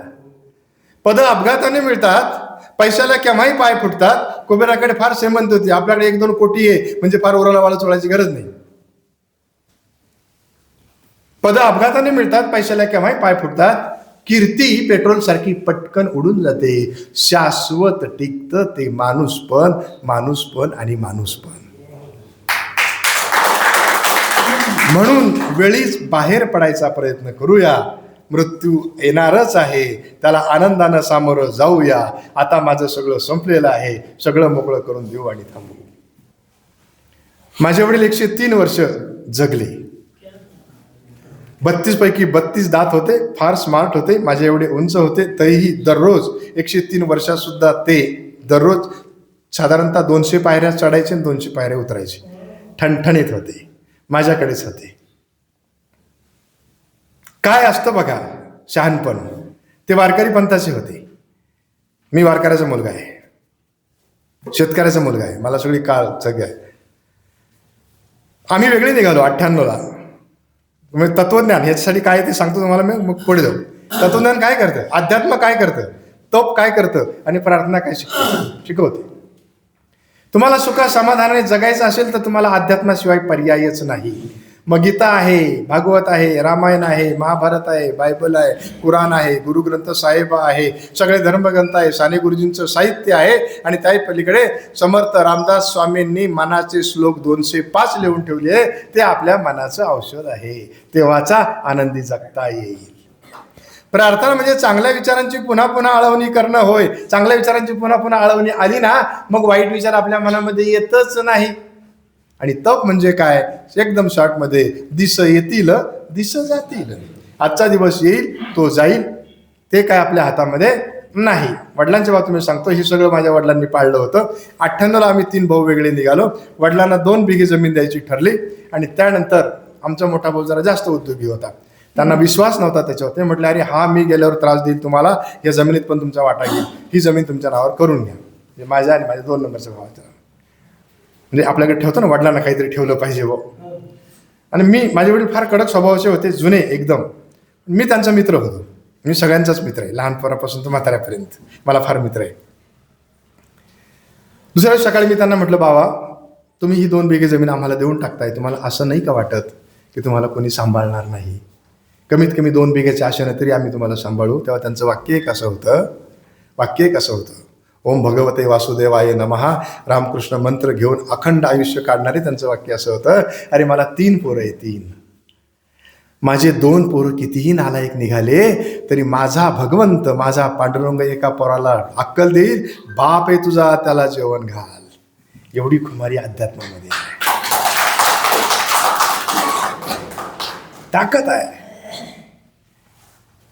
रडणं जे आहे ना, रडणं, मृत्यूप्रसंगी रडतात बघा, इतके रडतात. बाया तर फारच छान रडतात, गाणं म्हणून रडतात. हा एवढं रडतात ना, बायांच्या मध्ये फार ताकद असते. 2 महिला रडायला लागल्या ना, 2000 लोकांच्या डोळ्यातून पाणी काढतील एवढी ताकद त्यांच्यामध्ये असते. बघा तुम्ही एकदा. रडणं काय असतं, बाबा एकटेच गेले का काय, सगळे घेऊन जायचे का, छोटे असतं. शेवटी रडतात, मला साडी कोण घेईल, मला कपडे कोण घेईल, आणि मला काही सांगूनच नाही गेले. तुला काय सांगायचंय, बाबांनी काही ठेवलंच नाही, तुला ठेवलं ना रडायला.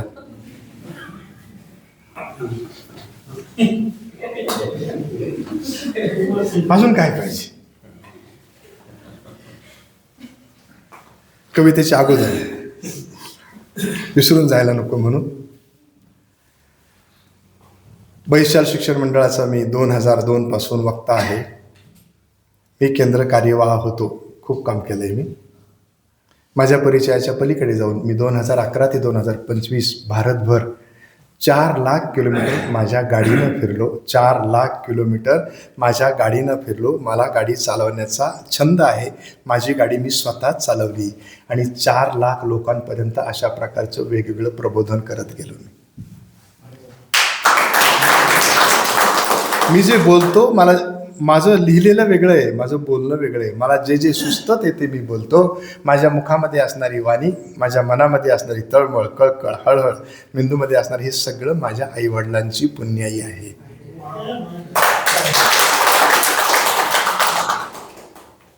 म्हणून आपण हे सगळे संस्कार आपल्या घरामध्ये रुजवले पाहिजे. मी कुणीच नाही, हाडामांसाचा गोळा, पण तपस्वी शिक्षकांनी माझ्यावर संस्कार केले आणि म्हणून मला इथं पुढे उभं राहून बोलता येऊ लागलं. कृतज्ञता जी आहे ना ती आतली पाहिजे. आणि मृत्यूची या व्याख्यानाचा विषय मी मुद्दाम घेतला. सर हा माझा प्रवचनाचा पण विषय आहे. मी छानपैकी याच्यावर प्रवचन पण करत असतो. मध्येच याला गेलो होतो रायगड जिल्ह्यामध्ये. तर थोडंसं वेगळं असतं, थोडं आध्यात्मिक टच त्याला तो असतो, त्या पद्धतीने मी करतो. पण मला महाविद्यालयाचे प्राचार्य धनगर सर, धनगर मॅडम यांनी आमंत्रित केलं, आपल्यासमोर बोलण्याची संधी उपलब्ध करून दिली, त्याबद्दल धन्यवाद. आणि मी आज एवढा सुखी आणि एवढा आनंदी आहे की तुमच्यासारखे ज्येष्ठ श्रेष्ठ तज्ज्ञ विचारवंत मान्यवर या सगळ्यांच्या समोर बोलण्याची मला संधी मिळाली. आणि मी बोलताना डोळ्यात डोळा घालून बोलत होतो, इकडं तिकडं नाही घातलं, कारण मला मृत्यूवर बोलायचं होतं. म्हणून आपण त्या संदर्भामध्ये चिंतन करूया. चांगलंच आहे, जायचंच आहे, पण जाताना भगतसिंग हसत हसत गेले. तानाजी मालुसरे उदाहरण आपल्यासमोर आहे. बाजीप्रभू देशपांडे उदाहरण आपल्यासमोर. माझ्या राजासाठी, आता माझ्या देशासाठी आणि माझ्या मातीसाठी. सगळ्यांना धन्यवाद. माझी कविता संपली की मी बसून घेणार आहे, म्हणून मी आभार मानले. मॅडमचे खूप खूप आभार. परिचय खूप छान करून दिला वाघ मॅडमने, त्यांचेही आभार, सगळ्यांचे आभार. कविता अशी आहे निरोप नावाची. घेता निरोप आता तो बोलावीत आहे, ही ज्योत जीवनाची तो मालवीत आहे. घेता निरोप आता तो बोलावीत आहे, ही ज्योत जीवनाची तो मालवीत आहे. रडतात आप्त सारे होऊन शोकमग्न, आक्रोश हा नसोनी त्याचेच गीत आहे. आहे जगात कोणी मी मानलेच नाही, ही खंत मनाला लाजवीत आहे. या जीवनात पापे मी अनेक केली, माझ्या समोर त्यांना तो नाचवीत आहे. होती मनात आशा हे विश्व जिंकण्याची, आता मला कळाले त्याचीच जीत आहे. अरे जो जो जगात आला मृत्यू तया टळेना, भीती वाटते ओगी का, ही एक रीत आहे, ही एक रीत आहे, ही एक रीत आहे. जय महाराज.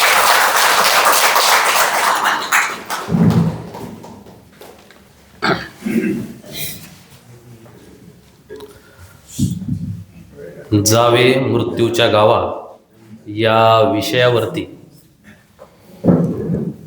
Doctor P V. रसाळ सरांनी आदरणीय सरांच्या अगदी रसाळ वाणीतून, मोग अशा वाणीतून आपल्या सगळ्यांना मंत्रमुग्ध केलेलं आहे. खरं तर त्यांच्या या व्याख्यानाने आपण सगळे भारावून गेलेलो आहोत. त्यांचा एक वेगळा प्रभाव या सभागृहामध्ये निर्माण झालेला आहे. त्या प्रभावाला आणि त्या भारावलेपणाला कुठलाही खंड न पडू देता मी अध्यक्ष समारोप करण्याची विनंती. नाही त्यांना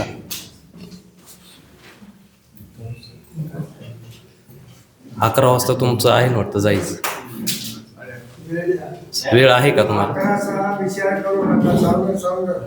बरं, मित्तल साहेब.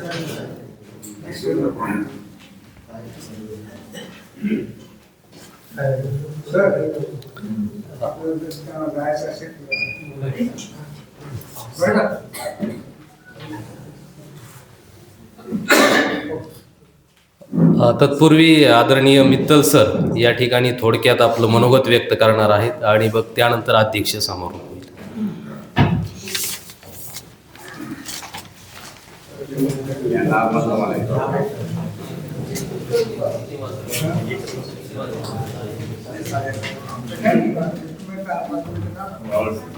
सिर्फ 2 ही मिनट. करे जो पल में वारे न्यारे, वो है प्रभु खाटू श्याम हमारे. श्री श्याम चरणों में नमन करते हुए आदरणीय मंच उपस्थित सभी सेहत पर राज करने वाले सेहतमंद साथियों, नमन करता हूँ आप सभी को और प्रणाम करता हूँ उस ईश्वर को जिन्होंने हमें इतनी सुंदर व्यवस्था, इतना सुंदर शरीर, सुंदर सृष्टि और बेमिसाल इस सृष्टि में जन्म दिया है और अभी तक हमें राम राजी राखे, वो हिसाब से हमें खुश रखा है. मैं तो कहता हूँ ईश्वर का हर पल, जबकि कहने का मुझे अधिकार नहीं है, मैं सोचने का अधिकार रखता हूँ, लेकिन ये कहना चाहूँगा हर पल, हर दिन, हर समय हमें उसका आभार प्रदर्शन करना चाहिए जिसने हमें इस रूप में रखा है. और इस 2 पंक्तियों के साथ में कहना चाहूँगा, भरी झोली सदा मेरी, भरी झोली सदा मेरी, मिला सौगात से ज़्यादा, आवश्यकता से ज़्यादा। मिली भरी झोली सदा मेरी, मिला सौगात से ज़्यादा, सुनहरे दिन से ज़्यादा और सुहानी रात से ज़्यादा। हे लखदातार है सरकार, हे लखदातार है सरकार, तेरा आभार मैं बारंबार करता हूँ। हे लखदातार मेरे सरकार, तेरा आभार मैं बारंबार करता हूँ। तूने हर दम दिया मुझे मेरी औकात से ज़्यादा, मेरी औकात से ज़्यादा। हे प्रभु के सभी हम संतान हैं और प्रभु कभी हमारे लिए कम नहीं करता हुआ। मैं तो यही कहना चाहूँगा कि हम जब उसका ईश्वर का आभार मानते हैं, ईश्वर हमें हर समय खुश रखने का भरसक प्रयत्न करता है। जैसा कि सर ने अभी बताया कि प्रेम और मुस्कान ये उस खुदा के एहसान हम पर हैं जिसके बलबूते पर हम इंसान हैं। वरना जानदार पशु पक्षी प्राणी तो सभी है, लेकिन वो नहीं कर सकते जो इंसान कर सकता है। और सर ने यह भी बताया कि देखिए, मृत्यु कभी रिश्वत नहीं लेती, कफन में जेब नहीं होता, जहाँ दफनाए जाते हो वहाँ कोई अलमीरा नहीं होता। ठीक इसी प्रकार से ईश्वर ने भी हमें यही सिखाया है, हे बंदे, जब तुझे मैंने किस्मत में तेरी ये मनुष्य जन्म दिया है, 84 लाख योनि की लंबी यात्रा तुझे पार तो करना है, लेकिन पार करते समय तुझे साथ में क्या लाना है? ये कर्मलोक है, ये मृत्यु लोक है, जहाँ पे हम जिएंगे और जीने के बाद जब अंतिम क्षण में जाएंगे तो केवल और केवल कर्म का फल उस खुदा को भी नहीं चूका है, हमें तो भोगना ही पड़ता है। इसलिए कर्म फल और पुण्य ये दो ही चीज़ हमारे साथ वो स्वीकार करता है। बाकी सभी चीज़ हमारे नीचे वाले, हमारे सगे संबंधी, हमारे दोस्त, हमारी दुनिया, हमारा सब कुछ यहीं रह जाता है। उसे वहाँ जाने के लिए कोई परमिशन नहीं, कोई किसी प्रकार का प्रवेश नहीं, केवल कर्म और हमारा पुण्य यही हमारे साथ जाएगा। सर, आपने हमारे लिए, हमारे बुजुर्ग साथियों के लिए जो इतनी सुंदर तरीके से मृत्यु के गांव को ले जाने का वर्णन किया है, उसके लिए मैं सभी की ओर से आपका तहे दिल से शुक्रिया अदा पेश करता हूँ। एवं आप सभी लोगों ने इतना सुंदर तरीके से इस कार्यक्रम को, जब ये विषय हमारे गांव बहुत नज़दीक आ रहा है, ये कहना शायद गलत नहीं होगा, उस विषय में जानकारी दी। एवं स्वर्गीय लता मंगेशकर जी, उनके पास क्या कमी थी? खुदा की कुदरत की करिश्मा एक बहुत बड़ा था कि उनके जैसी वाणी किसी को नहीं थी, उनके पास कोई ऐसा सुख नहीं था जो उन पर नहीं था, लेकिन अंतिम शब्द उनके भी केवल एक ही था, मृत्यु अटल सत्य है, उसके अलावा कोई कुछ भी नहीं है। और जीवन में यदि जीना है, हमें रामायण सिखाती है क्या करना चाहिए, महाभारत सिखाती है क्या नहीं करना चाहिए, और गीता सिखाती है कैसा जीना चाहिए। बस इन्हीं तत्वों के साथ और इन्हीं छोटे छोटे विचारों के साथ आपसे नमन करता हूँ, अपनी वाणी को विराम देता हूँ। धन्यवाद।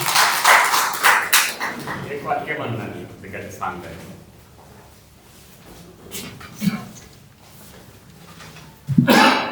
जय श्रीराम। नाथांच्या हरिपाठामध्ये की नाथ महाराज हरिपाठामध्ये एक वाक्य आहे, वासनेच्या पोटी जन्म घेणे लागेल की मरताना परमेश्वराचं नामस्मरण आलं पाहिजे म्हणजे मुक्ती मिळते, हे त्या हरिपाठामध्ये सांगितले। एवढं संपवतो, यायचं धन्यवाद मित्तल सरांचे आणि आदरणीय सरांचे खूप धन्यवाद। यानंतर अध्यक्षीय समारोप करण्याची विनंती मी प्राचार्य डॉक्टर भाऊसाहेब गमे सर यांना करतो।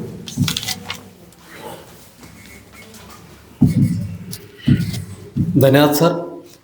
गेल्या 2 दिवसापासून आपल्या महाविद्यालयामध्ये सावित्रीबाई फुले पुणे विद्यापीठ बैशाल शिक्षण मंडळ यांच्या वतीने राष्ट्रसंत तुकडोजी गाडगे महाराज ज्येष्ठ नागरिक व्याख्यानमाला सुरू आहे। या व्याख्यानमालेमध्ये आदरणीय पाटील सर असतील, बिरारे सर असतील यांनी अतिशय चांगली व्याख्यानं आपल्यापुढे दिलेली आहे। आणि आज या सगळ्या व्याख्यानांमध्ये कळस करणारं व्याख्यान आदरणीय रसाळ सरांचं झालेलं आहे। आता खरं तर आजचा विषय तसा माणसाला खूप गंभीर करणारा आहे, म्हणजे आपल्याला जन्म हवा असतो, परंतु मृत्यूची भीती मात्र प्रत्येकाच्या मनामध्ये असते. आणि ती मृत्यूची भीती मला वाटतं माणसाला सत्कर्माकडे घेऊन जाते, असं माझं स्वतःचं मत आहे. ईश्वर कसा आहे हे आपण सगळ्यांनी पाहिलेलं नाही आहे, परंतु आपण जे कर्म करतो ते कर्म करत असताना तो ईश्वर आपल्याला पाहतो आहे. ही भारतीय संस्कृती आहे आणि त्या अनुषंगाने माणूस त्याचं कर्म किती चांगलं करता येईल याकडे अधिक लक्ष देत असतो. त्यामुळे आजच्या व्याख्यानामधून आपल्यासारख्या ज्येष्ठांना काही मानसिक वेदना असतात, काही शारीरिक वेदना असतात आणि कुठेतरी हा समाज आपल्याला जवळ करतो की नाही अशा काहीशी न्यूनगंडाची भावना या वयामध्ये निर्माण होण्याची शक्यता असते. आणि म्हणून या सगळ्या भावना बाजूला होऊन आपण आनंदी आहोत, सुखी आहोत, समाधानी आहोत, चेतनामय आहोत, त्याचबरोबर आपण प्रेरणादायी आहोत, अशा प्रकारची एक मनात भावना आपल्यामध्ये आज नक्कीच निर्माण झाली असेल असा मला विश्वास वाटतो. 1992मध्ये माझ्या वाचनामध्ये एक लेख आलेला होता, सह्याद्री नावाचं. त्यावेळेस एक मॅगझिन निघायचं आणि त्याच्यामध्ये आम्ही काढलेत फोटो मृत आत्म्यांचे. आपल्यासारख्याला हा अतिशय गोड विषय आहे की खरोखर माणूस मृत्यू होतो म्हणजे काय होतं, तो कोणत्या वाटेने निघून जातो. तुम्ही कुणाचा मृत्यू होताना बघितलं की नाही मला माहीत नाही, परंतु मृत्यूसुद्धा सुखकर असतो, तो या वेदनेतून मुक्ती देणारा असतो, तो आनंदमय असतो, तो आपल्याला दुःखी वाटत असतो, पण त्या व्यक्तीला मला वाटतं तो एक सुखाचा मार्ग असतो असं म्हटल्यास वावगं ठरवू नये. त्याच्यामध्ये माणसाचा जेव्हा मृत्यू होतो तेव्हा तो मृत आत्मा म्हणजे एक ज्योतिर्बिंदू आहे आणि ते फक्त एका शरीरामधून तो आत्मा दुसऱ्या शरीरामध्ये जात असतो. आणि त्याचा जो प्रवास आहे तो आपण बघा हे सगळे विधिविधाने जे करतो ते त्यासाठीच करतो. मग त्याच्यामध्ये आपण अग्निदाह देतो, त्याच्यानंतर आपण राख सावडण्याचा कार्यक्रम असतो, त्याच्यानंतर 10वा असतो, 13वा असतो. हे सगळे उपक्रम राबवण्याचं कारण काय असतं की आपण जी आपल्या जवळची व्यक्ती गेलेली आहे तिचा जो आत्मा आहे त्या आत्म्याला शांती मिळावी.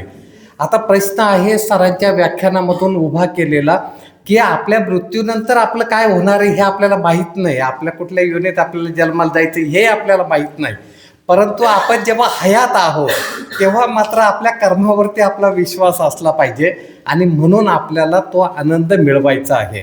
आता बघा, सुख आपल्याला भौतिक गोष्टीमधून मिळतं, परंतु आनंद मात्र आपल्याला हा आत्मिक असतो आणि आपल्या सगळ्या ज्येष्ठांना हा आत्मिक आनंद मिळवण्यासाठी आपल्याला मृत्यूचा प्रवास कसा असेल हे सरांनी अतिशय सुंदर पद्धतीने उलगडून दाखवलेलं आहे. आता बघा, माणूस जन्माला येतो तेव्हा आपल्या मुठी बंद करून येतो. जन्माला आल्यानंतर जन्म झाला की मुठी बंद करतो आणि पहिलं या परमेश्वराला सुद्धा म्हणजे जन्माला येताना म्हणतो, हे परमेश्वरा मी तुझे उपकार कधीच विसरणार नाही, मला फक्त आईच्या कुशीतून बाहेर येऊ दे, माझा जन्म होऊ दे. पण माणूस खूप बेरकी असतो. जन्माला आल्यानंतर सुद्धा तो काय म्हणतो माहिती का, कव्वा कव्वा कव्वा, म्हणजे मी आता जन्माला आलो गेलो विसरलो, आता काही मला कोणाला विचारायची गरज नाही आणि तो मुठी आवळतो. जाताने मात्र प्रत्येक माणूस मुठी सोडून जातो, हात सताड उघडे असतात आणि मग मुठीत हे जग सामावण्याचा प्रयत्न करणं आणि त्यानंतर ह्या मुठी उघड्या करून बाहेर निघून जाणं, हा जो प्रवास आहे हा प्रवास कधी वेदनादायी असतो, कधी आनंददायी असतो, कधी संमिश्र असतो. आणि म्हणून सरांनी आपल्यासारख्या ज्येष्ठांना मार्गदर्शन करताना हा सगळा आपला जो उर्वरित प्रवास असतो हा फार आनंदी झाला पाहिजे. बऱ्याच वेळेला मृत्यूचा खूप धसका घेऊन माणसं मरतात. म्हणजे कोविडमध्ये माझं तर म्हणणं आहे फक्त मृत्यूला घाबरले, अनेक जण मृत्यूला घाबरले म्हणून निघून गेले, म्हणजे त्यांना जायचं नव्हतं, जाण्याची वेळही नव्हती त्यांची, परंतु धसका एवडा होता की मला कोविड झाला म्हणजे मी आता मरणार, अशी सगळी धास्ती माणसाच्या मनामध्ये निर्माण झालेली होती. सर मानसशास्त्रज्ञ आहे त्यामुळे आपण सगळ्यांनी हे लक्षात घेतलं पाहिजे की मृत्यूचा प्रवाससुद्धा खूप चांगला असतो. त्या प्रत्येकाच्या विधिलिखित किती वयाचं त्याला कधी येणार मृत्यू हे माहीत नाही, पण असं म्हटलं जातं की मृत्यू हा असं इतका अलगद आला पाहिजे की जणू आपण झोपेमध्ये जातो आणि झोपेतून परत जागे होत नाही, इतका तो अलगद यावा. त्याच्यासाठी आपलं जे कर्म आहे ते खूप चांगलं असायला हवं असतं आणि ते सगळं कर्म आपल्याजवळ आहे असं मी समजतो. आदरणीय रसाळ साहेब इथे उपस्थित झाले, त्याबद्दल त्यांच्याविषयी मी कृतज्ञता व्यक्त करतो. माझे ते स्नेही आहे आदरणीय सौभाग्यवती सविताताई रसाळ मॅडम ह्याही उपस्थित झाल्या, त्यांच्याविषयी मी कृतज्ञता व्यक्त करतो. दाभाडे सर आहेत, आहेर सर आहे, या दोघांची नावं यासाठी की ते संघाचे अध्यक्ष आहेत. तुम्ही सर्वजण येथे उपस्थित राहिलात त्याबद्दल मला मनस्वी आनंद वाटला आणि एका चांगल्या विषयावरती आज आपण चर्चा केली. आपण सगळ्यांनी हे सगळे विचार आपल्या डोक्यामध्ये ठेवावेत आणि मग आपलं इथून पुढचं जे आयुष्य आहे ते अधिक सुखी, समाधानी, आनंदी आणि अतिशय प्रेरणादायी असू दे अशा प्रकारची ईश्वरचरणी प्रार्थना करतो. धन्यवाद.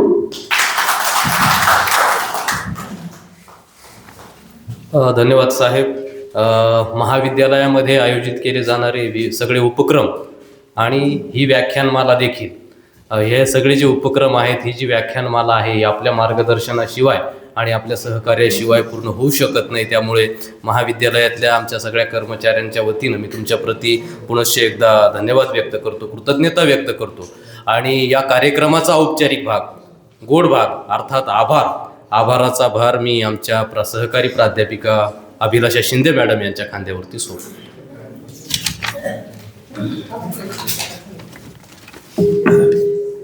धन्यवाद सर. सावित्रीबाई फुले पुणे विद्यापीठ अंतर्गत बहिशाल शिक्षण मंडळ, ज्येष्ठ नागरिक सहायता कक्ष आणि महात्मा गांधी विद्यामंदिर नाशिक संचलित कला व वाणिज्य महाविद्यालय येवला यांच्या संयुक्त विद्यमाने आयोजित संत गाडगे महाराज ज्येष्ठ नागरिक व्याख्यानमालेच्या अंतर्गत आपण गेल्या 3 दिवसापासून आपल्या महाविद्यालयामध्ये विविध विषयांवरच्या व्याख्यानाचा आनंद घेत आहोत आणि त्यातून आपल्याला खूप सारं जगण्याचं ज्ञान मिळतंय. यात आजच्या समारोपाच्या कार्यक्रमासाठी आजच्या कार्यक्रमाचे अध्यक्ष आमच्या महाविद्यालयाचे उपक्रमशील प्राचार्य डॉक्टर भाऊसाहेब गमे सर यांचे मी सर्वप्रथम अध्यक्षस्थान स्वीकारलं, त्यासाठी आभार मानीन. गेल्या 2 दिवसापासून आपली उणीव भासवत होती सर, आणि आज वेगळा रंग आला आहे कार्यक्रमाला, तुमच्यामुळे शोभा आली आहे. त्यामुळे आपले खूप खूप धन्यवाद, खूप खूप कृतज्ञता व्यक्त करते आयोजकांच्या आणि महाविद्यालयाच्या वतीने.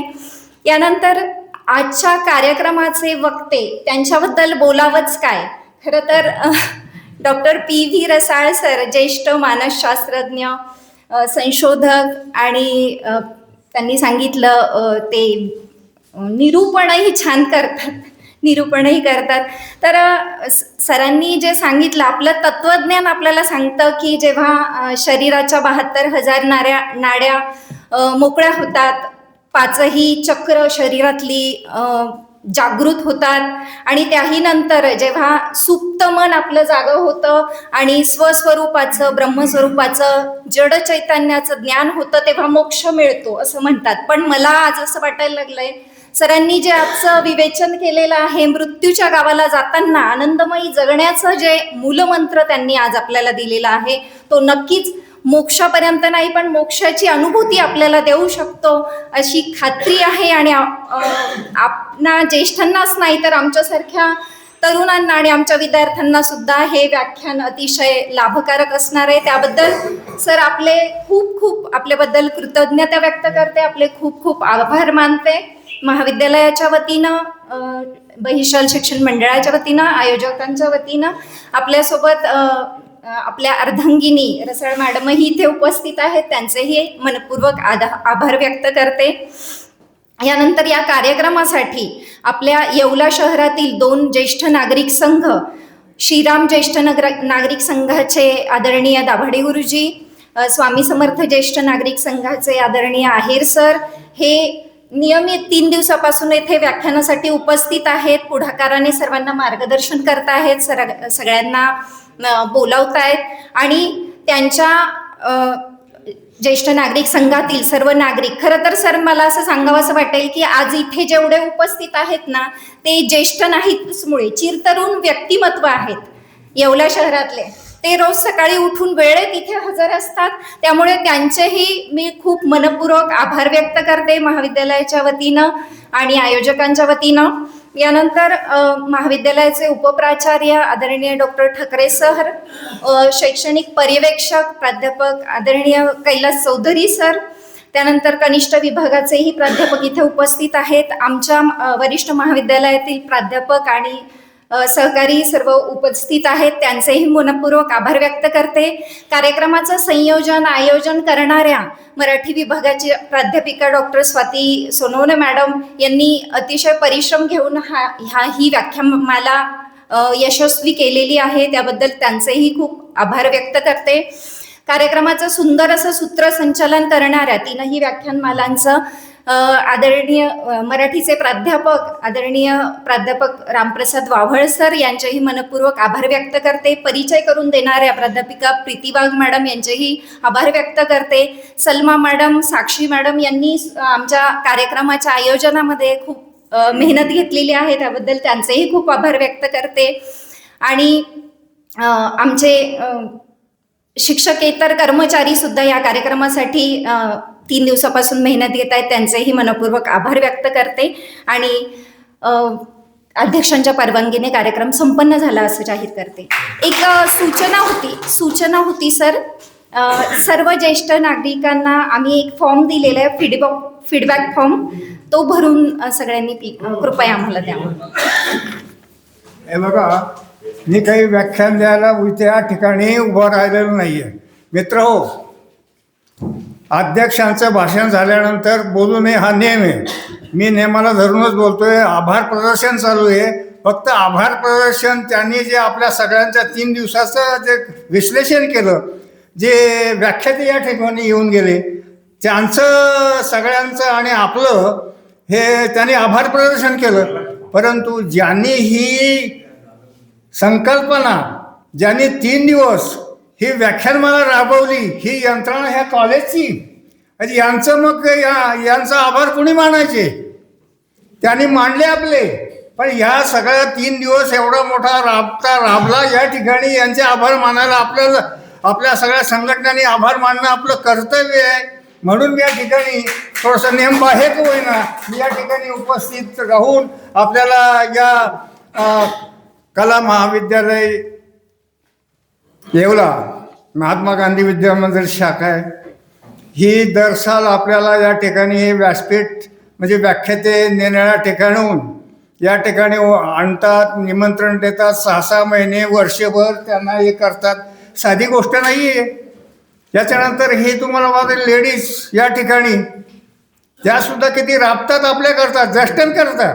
हा कार्यक्रम कोणाकरता चाललाय 3 दिवस, किती आटा ठेवा. हे आज रसाळ सर या ठिकाणी आले, इतकं सुंदर आपल्याला विवेचन केलं का आता मला वाटतं आपलं मरण पुढे लांबलं, मरणाच्या गाभा मांडले. पण त्यांच्या व्याख्यानामुळे मला असं वाटतं की आपलं मरण 100% निश्चित लाभलं. आपण 100% निश्चित जगाल, 100 वर्ष जगाल. मी तर जगणारच सर.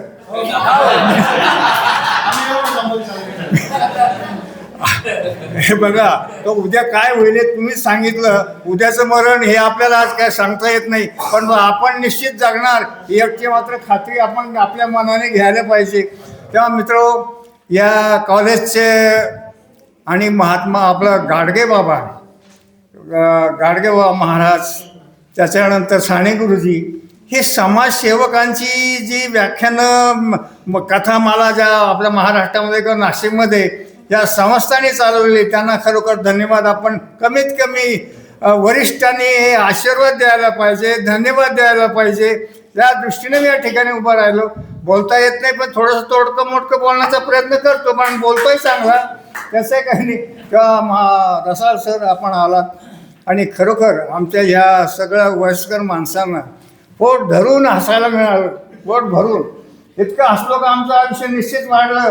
तेव्हा या कॉलेजच्या सगळ्या स्टाफला मी नाव मेहनतच करत नाही, पण मी एक माझ्या अनुभवांती, जसा एक मुख्याध्यापक असतो, त्या मुख्याध्यापक जसा असेल तशी ती संस्था असते, जसा कुटुंब प्रमुख असेल तसं ते कुटुंबातलं सगळं वातावरण असतं, मित्र तेव्हा या संस्थेचे मुख्याध्यापक गमेश सर हे जसे आहे त्याचप्रमाणे त्याच पद्धतीप्रमाणे त्यांचं एक या ठिकाणी चाललेलं कार्य पाहून आपण आनंदित झालो. सर या 3 दिवस ते आम्हाला खूप हसवलं, नुसतं हसवलंच नाही, चहा नाश्ता सगळ्या सोयी आपल्याला ना. आणि आपण आता थोडं दुःखही व्यक्त करतो, काय येत नाही, आपण काय येत नाही. पाहुण्या माणसांना सुद्धा वाटतं ते आपल्याला थोडेसे वेगळ्या भाषेत बोलले की किती हॉल भरलेला आहे. आपण समजून घ्यायला पाहिजे की आपण आणखी जास्त या ठिकाणी यायला पाहिजे. तेव्हा ही विनंती करतो आणि या कॉलेजला धन्यवाद देतो. जय हिंद, जय महाराष्ट्र.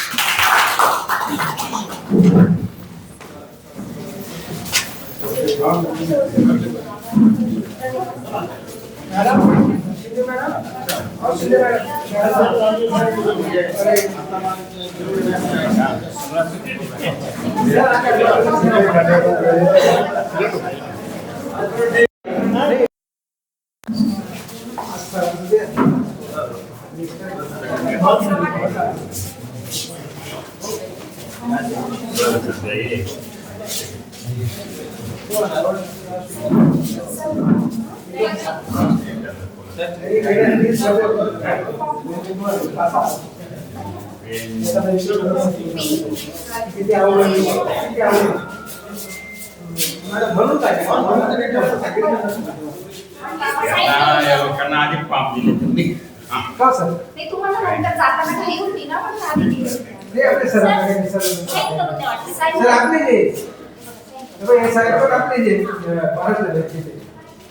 सर वावर सर कसा